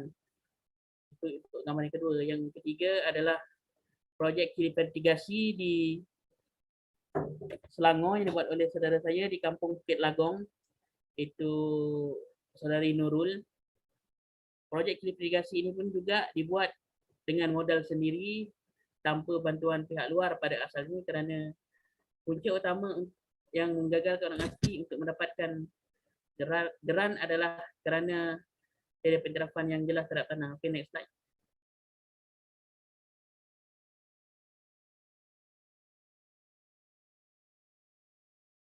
Yang keenam, saya ada beberapa cadangan kepada pihak berkaitan. Yang utamanya pihak kementerian berkaitan perlu lebih konsisten dalam mencari sumber atau membantu kalangan birokrasi dalam aspek pembinaan ekonomi. Yang keduanya, mengadakan siri kursus yang berkaitan peluang untuk menjana pendapatan dalam pekerjaan yang menggunakan kemahiran buruh. Yang ketiganya, agensi yang berkaitan perlu memudahkan laluan untuk belia orang asli mendapatkan geran atau pinjaman kepada daripada pihak kerajaan berkaitan program kesusahanan. Yang keempatnya adalah iktiraf wilayah tanah adat orang asli bagi memudahkan masyarakat orang asli melakukan projek pertanian tanpa adanya gangguan pihak luar. Okay, saya rasa berkaitan itu saja perkongsian saya untuk kali ini. Sekian, terima kasih.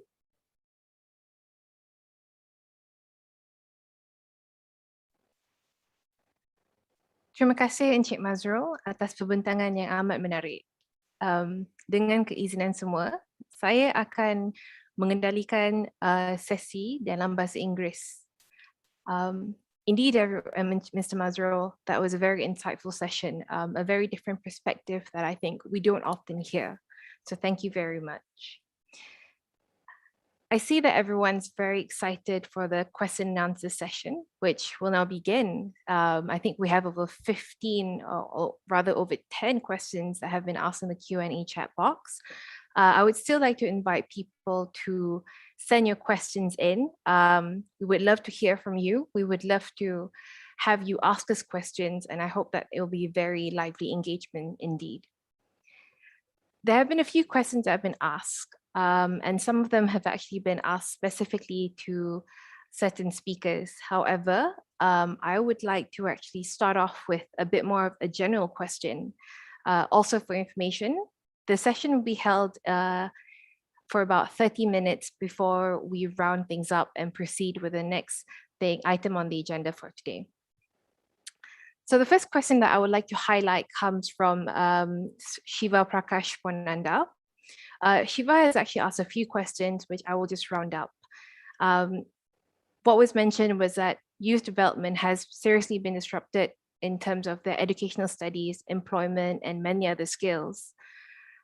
How do you suggest, my dear speakers, on how the youth can actually improve themselves as well as manage their time wisely to make sure that they build their skills to become a successful person in the future? And if I may just combine it with another question, is what steps does the government take or educational institutions have taken to help international students living in Malaysia or outside during this pandemic to improve their lives? Speakers, would anyone like to go first?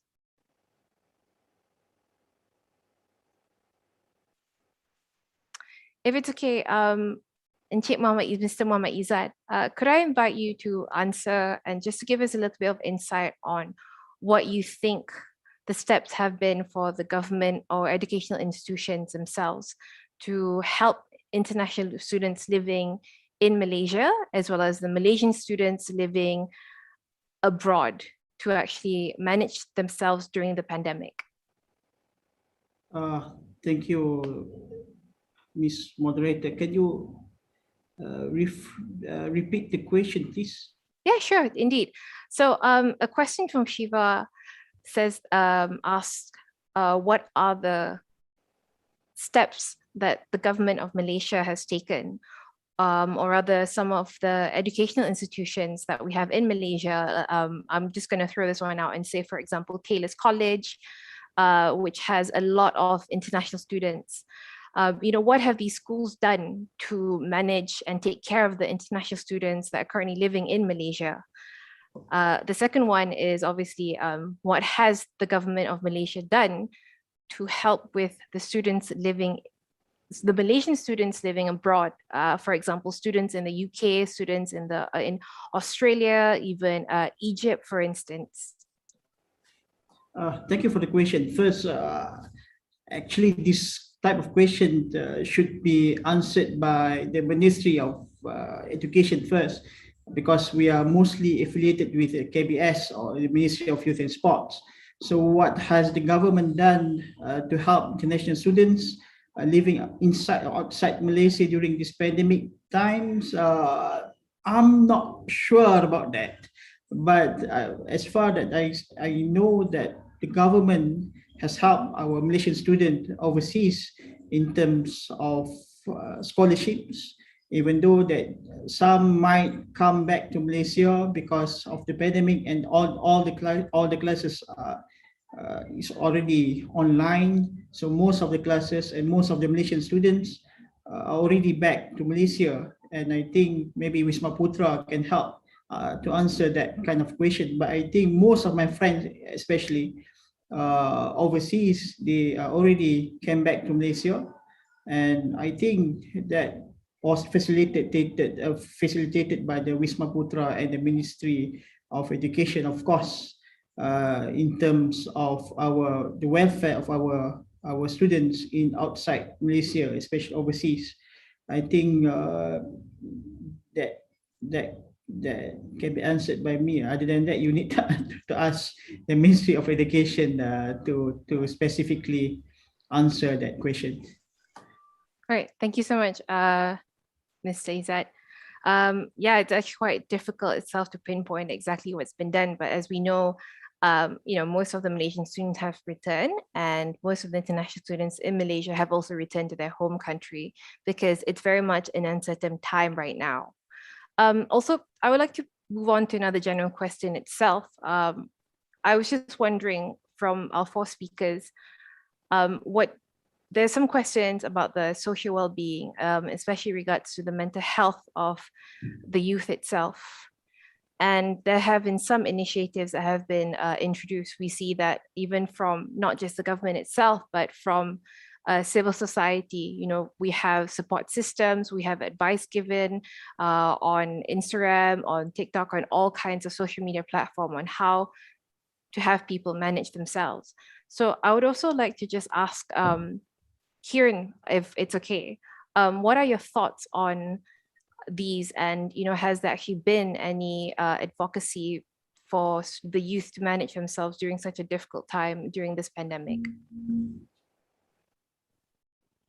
Yeah, I personally know of some organizations that have been calling more attention towards mental health within the country, among youth, among students, and etc. Because I think especially right now during the pandemic, in my experience among students, there's a bit of an urge for all of us to remain productive 24/7 because of the new normal, working from home, for instance. But we don't necessarily take into consideration how this wears on our well-being, and we often end up neglecting our own health, like physical and mental health, especially since all of us are obligated to stay at home during this time. So I think it's definitely a good sign and a very important sign that there have been more people kind of calling for mental health advocacy and more people realizing that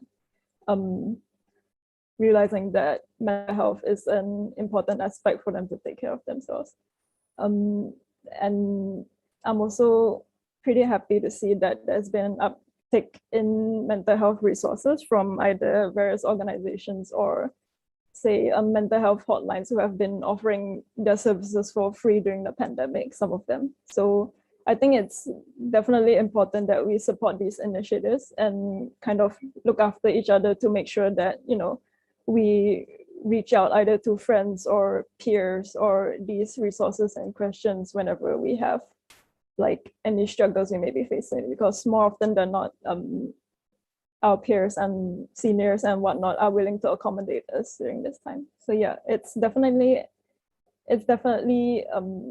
encouraging to see an increase in awareness for this mental health, but at the same time, this has been a long-standing issue. So I think definitely more people will need to speak up on the issue as well.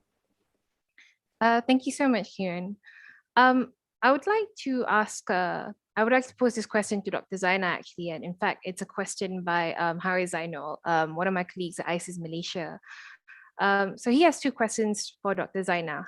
The first question is, how soon will the official definition of belia be reduced to 30? And second of all is, what are your thoughts on the constitutional amendment to reduce the voting age to 18? Dr. Zaina, would you like to answer? Thank you, Christina. Thanks for the question, and I believe both questions are very interesting. And as we know that the bill for age amendment has been approved in the parliament, but then we expected to start or implement the new age group for youth. At the beginning, we estimate by early. Sorry, Dr. Zaina, you've been muted. Hold on, yeah. We're just gonna. Yes, okay. Sorry, you were saying? So I have to repeat everything. Okay. Yes, unfortunately, sorry. Sorry about that. Thank you so much for the question. Both questions were interesting, and as we know that the reduction or the issues about age group for the definition of youth in Malaysia, we expected to be implemented very soon. However, it depends to the ministers and the parliaments to proceed with the decisions. And whatever the initiative that we done and we did with various NGOs, we embrace all the strengths that young generation have in Malaysia. And it relates to the second question about young generations play an important role as a voters. We believe that, yes, as what we observe from the statistic, that young generation in Malaysia represent almost half of the populations, and they of course become extremely influential in making decisions or influence any directions of our country development. Yes, some of the articles, if we read about this initiative, most of the opinions we received that Malaysian youth are still in doubtful about their role and function to carry out their responsibility as a voters in the next elections. However, I believe that we need to provide them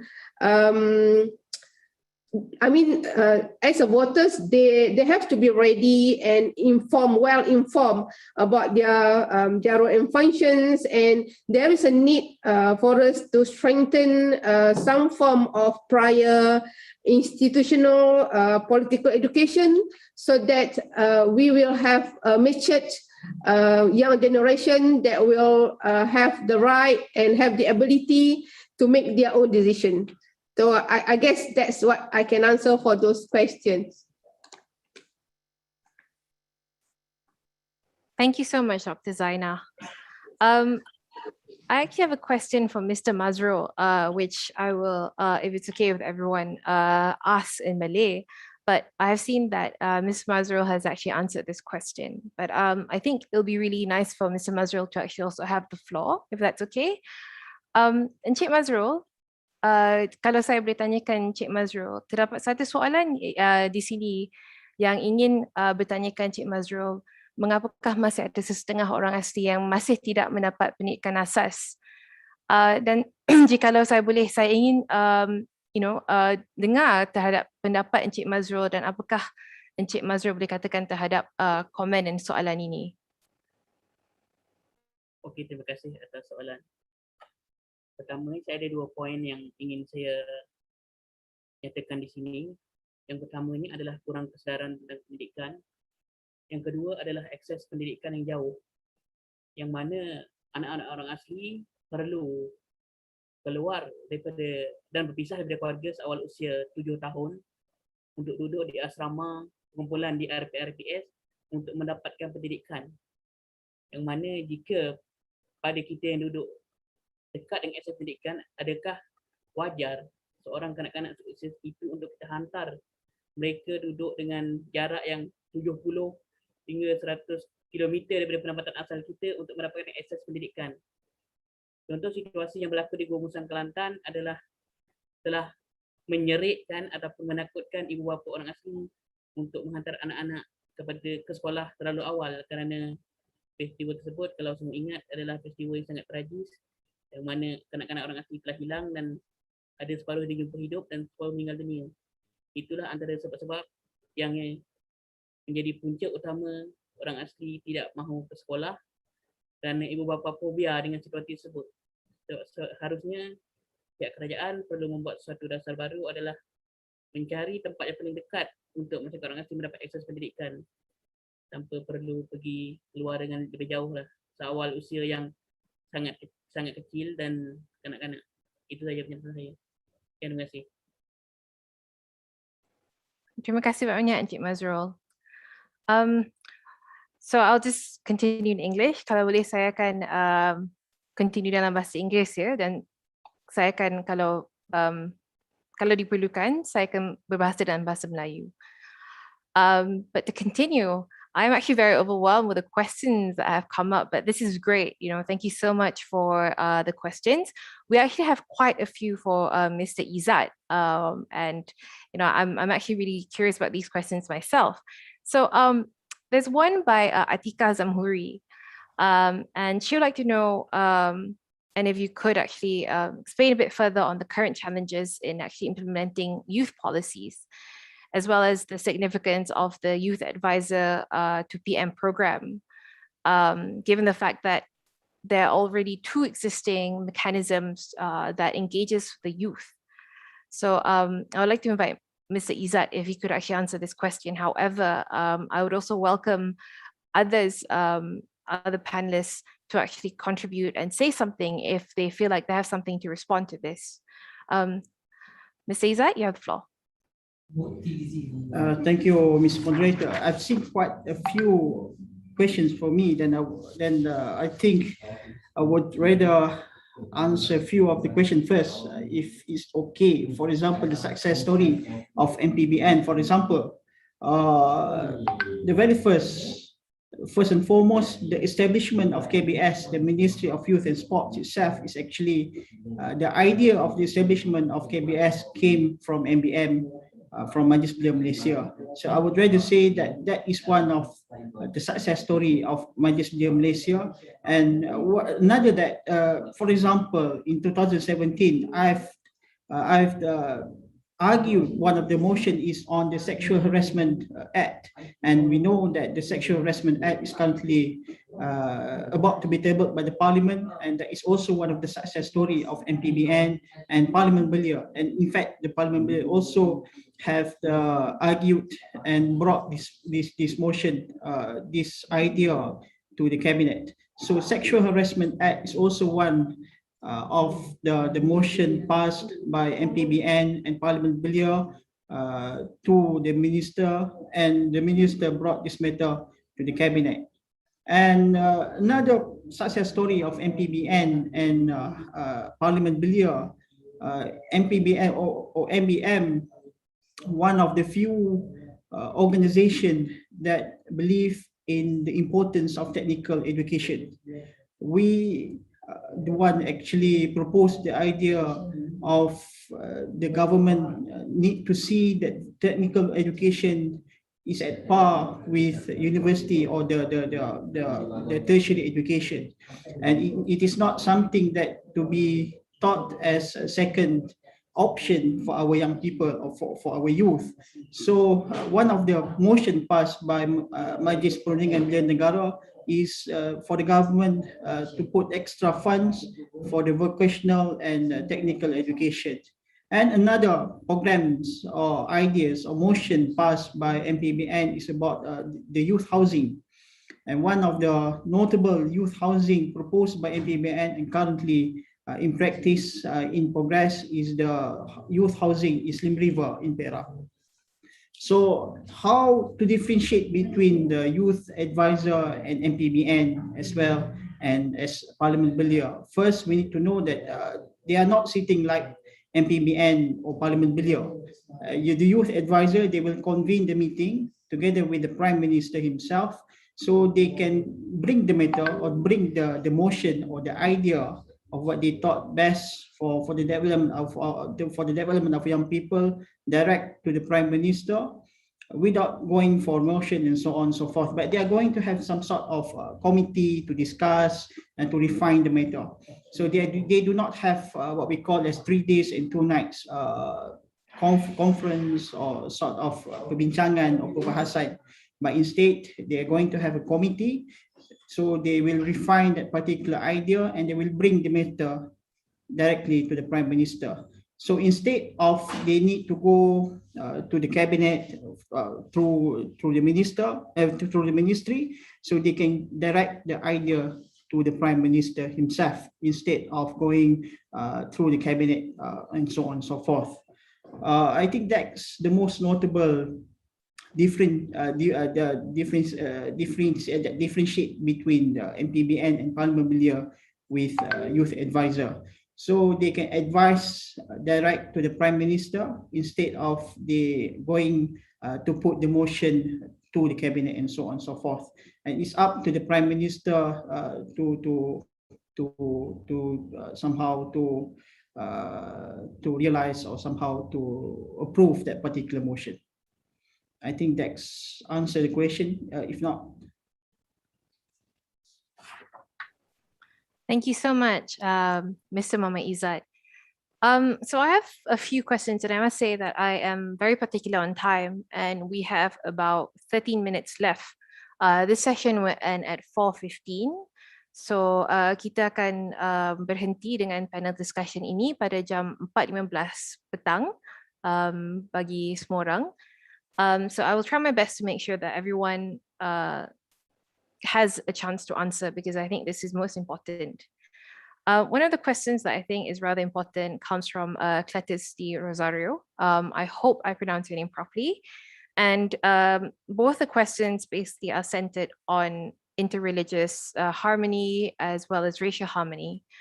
If it's okay, I would like to invite Ms. Kieran to actually give us a bit of her thoughts on this, if it's possible. And specifically, I'm just wondering, what has Malaysia done? What can be done, especially given your own expertise on this matter and how you have actually gone to the ground and worked with plenty of youth.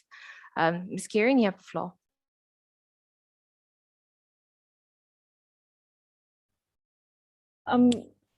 Sorry, could you bring up the question?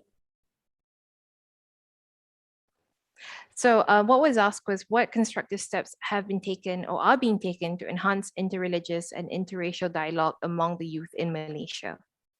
And what are the steps that have been taken for racial harmony in the country? Apologies if my answer is a little bit lacking. I'm not too sure if I have the expertise to answer it. But at the very least, in my experience, among my generation nowadays, I do know my peers and my friends to be more open-minded in that sense. So I don't think that, definitely racism and conflict between religions is an issue that still exists. But nowadays, I think among my peers and my friends, this has been less of a particular issue among us. I think definitely one of the ways to do it is opening dialogue about it. So I think during this time, there have been like several webinars maybe centered around this particular issues that have been mentioned. And, people are often apprehensive because there's some angle that they are confused about or lack knowledge about. So that's why we say that dialogue is important, because a lot of this apprehension comes from misunderstanding. So, once these misunderstandings can be cleared out, we will be more willing to understand each other's perspective in that sense. Maybe the other panelists can also chime in on these specific points mentioned. Yeah, would any of the other panelists like to chime in? Dr. Zaina, I see you smiling there. Oh, you are muted, Dr. Zaina. Yeah, okay, I can hear you now. All right. I echo what Karen mentioned just now. When talking about interreligious and interracial dialogue, I guess we are Malaysian, we respect each other, and there are so many formal platforms that every youth put aside their background differences to take part and discuss it intellectually about the benefit, the differences, and understand each other, because of the direction of all Malaysian youth are the same, that we love the country, we embrace whatever the government have done to us, and with the positive development, with the positive youth development directions. And I guess what we try to highlight is that all youth, as a Malaysian, we understand each other, and when we involve in formal discussions, I believe we will be able to discuss it with a matured argument. And when talking about PYD, I observed that there is one question, Christina, about how to measure PYD. Yes. If I can respond to that, actually, actually in our national youth policy, we have addressed actually 8 elements of PYD. If I can share, is that in our positive youth development that stated in the policy is that we are trying to enhance a spirit of caring, competent, character, confidence, cooperations, considerate, competitive, and contributions among youth, and how we measure it. Actually, the Ministry of Youth and Sport, we do have a youth research institute. We call it IRIS, and there are actually 6 assessment mechanisms stated in the policy, and one of the research specifically addressed to measure PYD is youth asset research. So maybe you can browse some of IRIS publication. They have some articles related to PYD measurement. I think that's all, Christina. Yeah, thank you so much, Dr. Zaina. Thank you for also answering the question of the PYD itself, actually.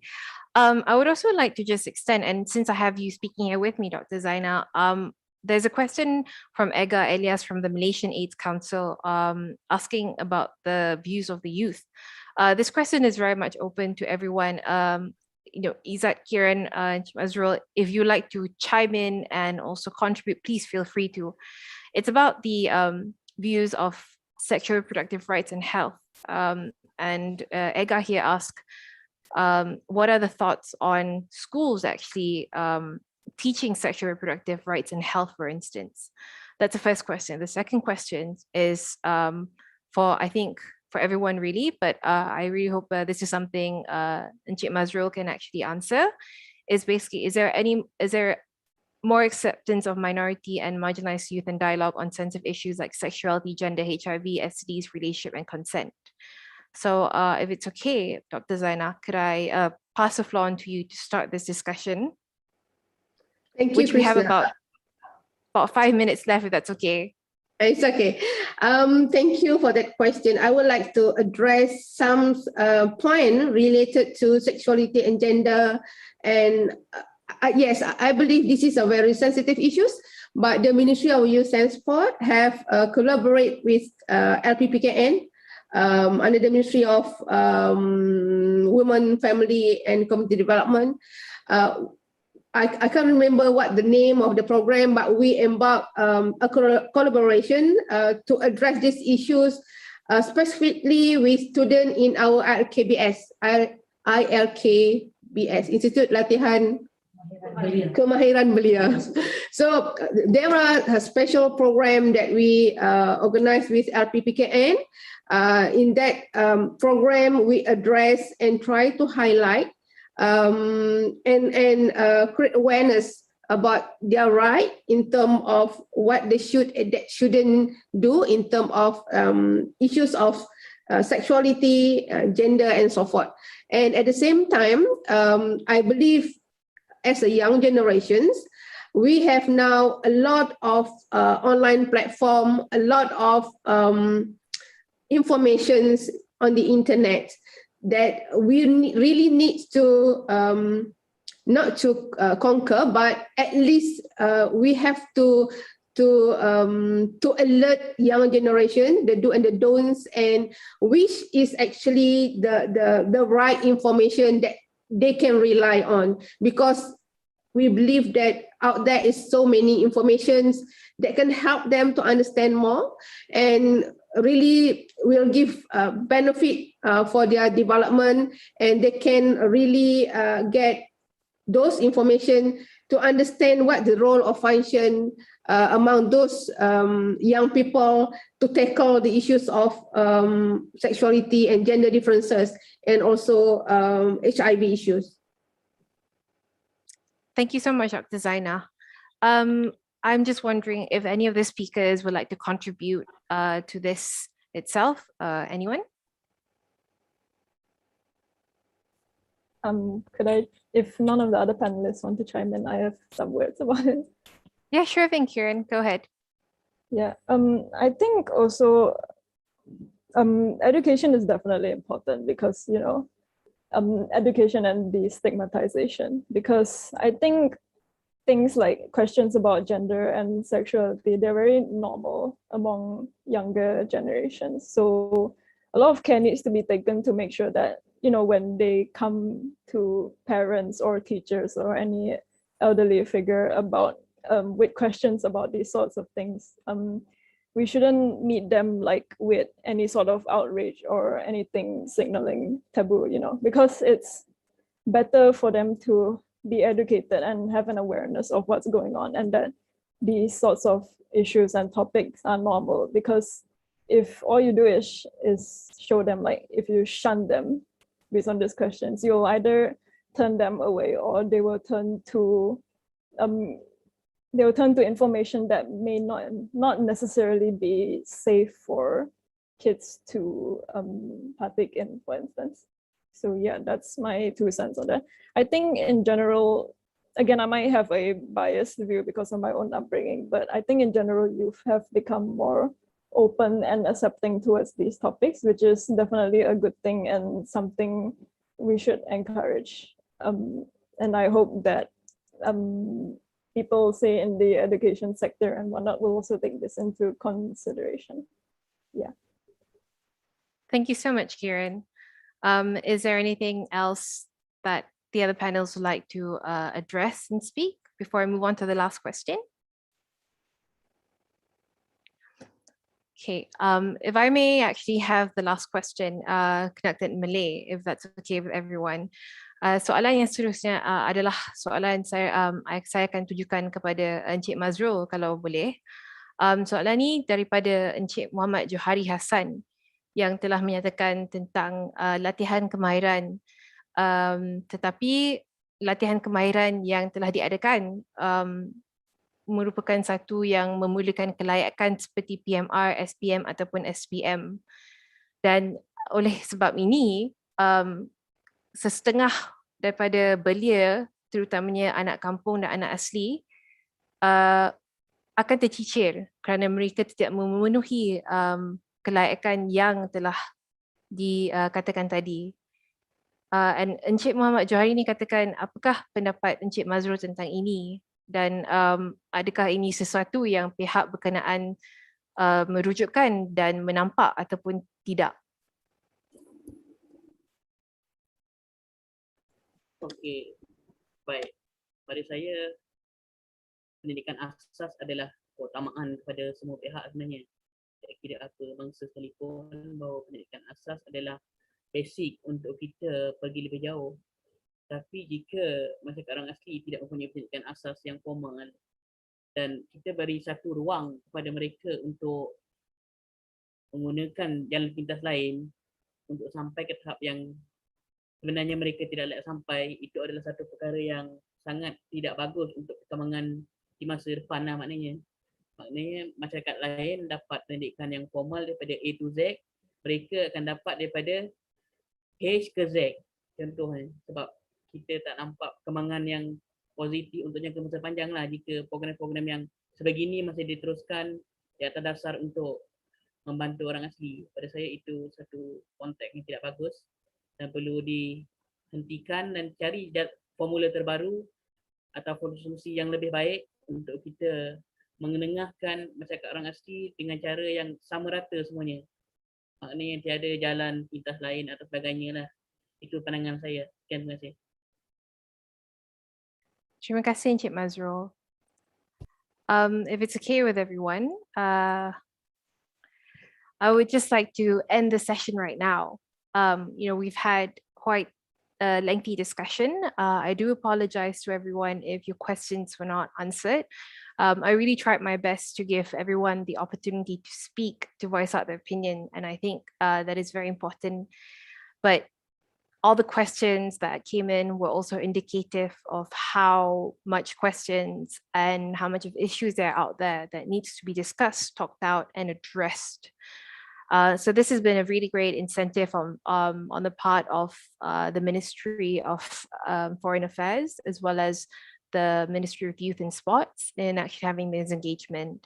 But I think it's important that this continues and we have more, and we actually have sessions such as a roundtable so that we can properly sit down, even if it's virtually, to address all these issues and questions. So that's the end of our panel discussion today. I would of course like to say thank you to the panel speakers for your excellent presentations and insights. I would also like to thank the audience you, everyone else out there, for participating in this fruitful discussion. And I would, again, genuinely apologize if your questions did not go unanswered. So before we proceed to the end of today's forum, I'm proud to share a video message from our youth icon, and who is also one of our pride and joy, that has just returned from Tokyo Olympics. And she's actually currently in quarantine. So I present to you the Malaysian diver, Ms. Nordabita Sabri.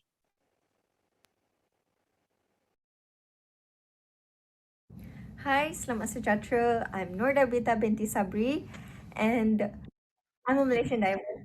So here I am trying to convey a message of hope and inspiration to all other youth in Malaysia. So for me personally, I think that youth is the voice of tomorrow. You know, I've been empowered as youth by my family, my friends, my teammates, my loved ones, my coach. You know, they are always here for me, and they always taught me that nothing is impossible. You just have to believe in yourself. So that's what I did. You know, I believe in myself, and like I said, nothing is impossible. Like they said, yeah, nothing is impossible. Believe in yourself. Win or lose, you know you already did your best, and you know that you have a target where you want to be better, you know. And don't worry about the outcomes, because these people will always be here to support you no matter what. Okay, these are the peoples that will always be proud of you. I think it's because I spend most of my time with them. So being transparent with them is not an issue for me, because you need them. You need these people. You need these people around you for life. These are the most important people, you know. Additional to that, I would love to say that other athletes in different sports do support me as well, you know. We are friends with different sports, and we can, you know, communicate and ask for each of them like opinions and stuff, you know, to implement it in our life. So they do support me like mentally and physically, and that's what drives me to push myself to my maximum potential and to my maximum level. So I think that's the kind of thing I would like to share to the youth, you know. Ask opinions, you know, ask experiences, ask everyone, you know. You don't need to be embarrassed by asking questions, because this thing will educate you, and you can implement it in your life to be better. Yeah, that's what I think personally. Yeah. And I would like to share my vision. Okay, so like my vision is to create a non-toxic youth community. You know, by saying that means I want the youth to, you know, push themselves to the limit.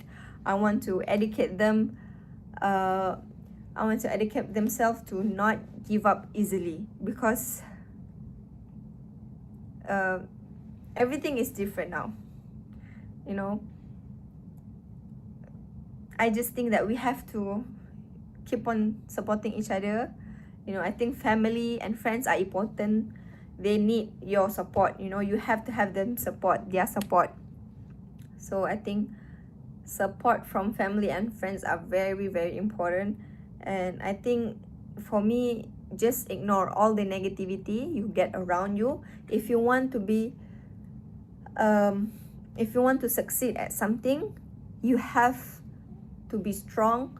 You have to ignore all the negativity, because no one is gonna be there for you. You have to fight for yourself to get what you want, you know. So just be strong.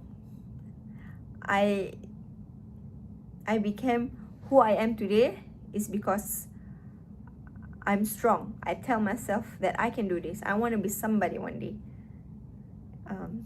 So that's what helps me, you know. That's what helps me to get where I am now. Last but not least, my wish is that I hope that the government and the society would love to listen to my small voice, which that they could create the opportunity for the youth to come forward and show them what they are capable of. Because I know and I believe many youth out there have so many talents. You know, it's just that they are afraid to come out of their shell because they're scared of what other people might say to them.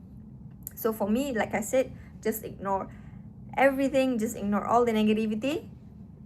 Just be yourself, believe in yourself, and set up a target and don't give up. Just keep on working hard in everything you want to do. Thank you.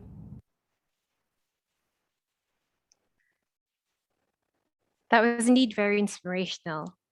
Thank you so much for making us proud, Ms. Dorda Rita, our own Malaysian diver. Now, I would like to invite Yang Berbahagia Datuk Sri Muhammad Shahrul Ibrahim Ikram Yaakob, the Secretary General of the Ministry of Foreign Affairs Malaysia, to deliver this event's closing remarks.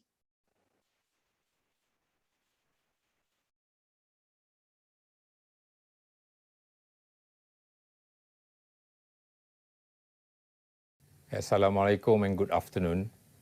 On behalf of the Ministry of Foreign Affairs, Wisma Putra, I would like to express my heartfelt gratitude to all co-organizers for their hard work and cooperation in making the forum a success. Special mention to the Ministry of Youth and Sports, ISIS Malaysia, the UN office in Kuala Lumpur, Suhakam, the Malaysian Youth Council, and the UN Association of Malaysia Youth. Congratulations too to our moderator, Tengku Nur Kristina of ISIS Malaysia, for the job well done in guiding today's program. I would also like to thank the UN Secretary General's Envoy on Youth and our esteemed panel of speakers for their valuable contribution and sharing of your valuable knowledge, insight, and experiences on how to empower youth in a holistic manner, especially during the times of pandemic. My deepest gratitude also goes to the audience who has participated actively in the forum. The virtual forum is part of Malaysia's efforts to showcase its progress towards youth development and empowerment in the country. This is certainly in line with the country's agenda in its candidature to the United Nations Human Rights Council, HRC, for the term 2022-2024.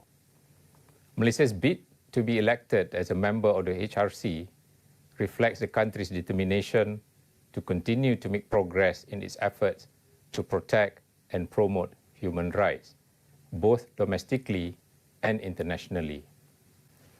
We look forward to engaging constructively as a council member and to actively contribute toward human rights advancement for all, including the youth.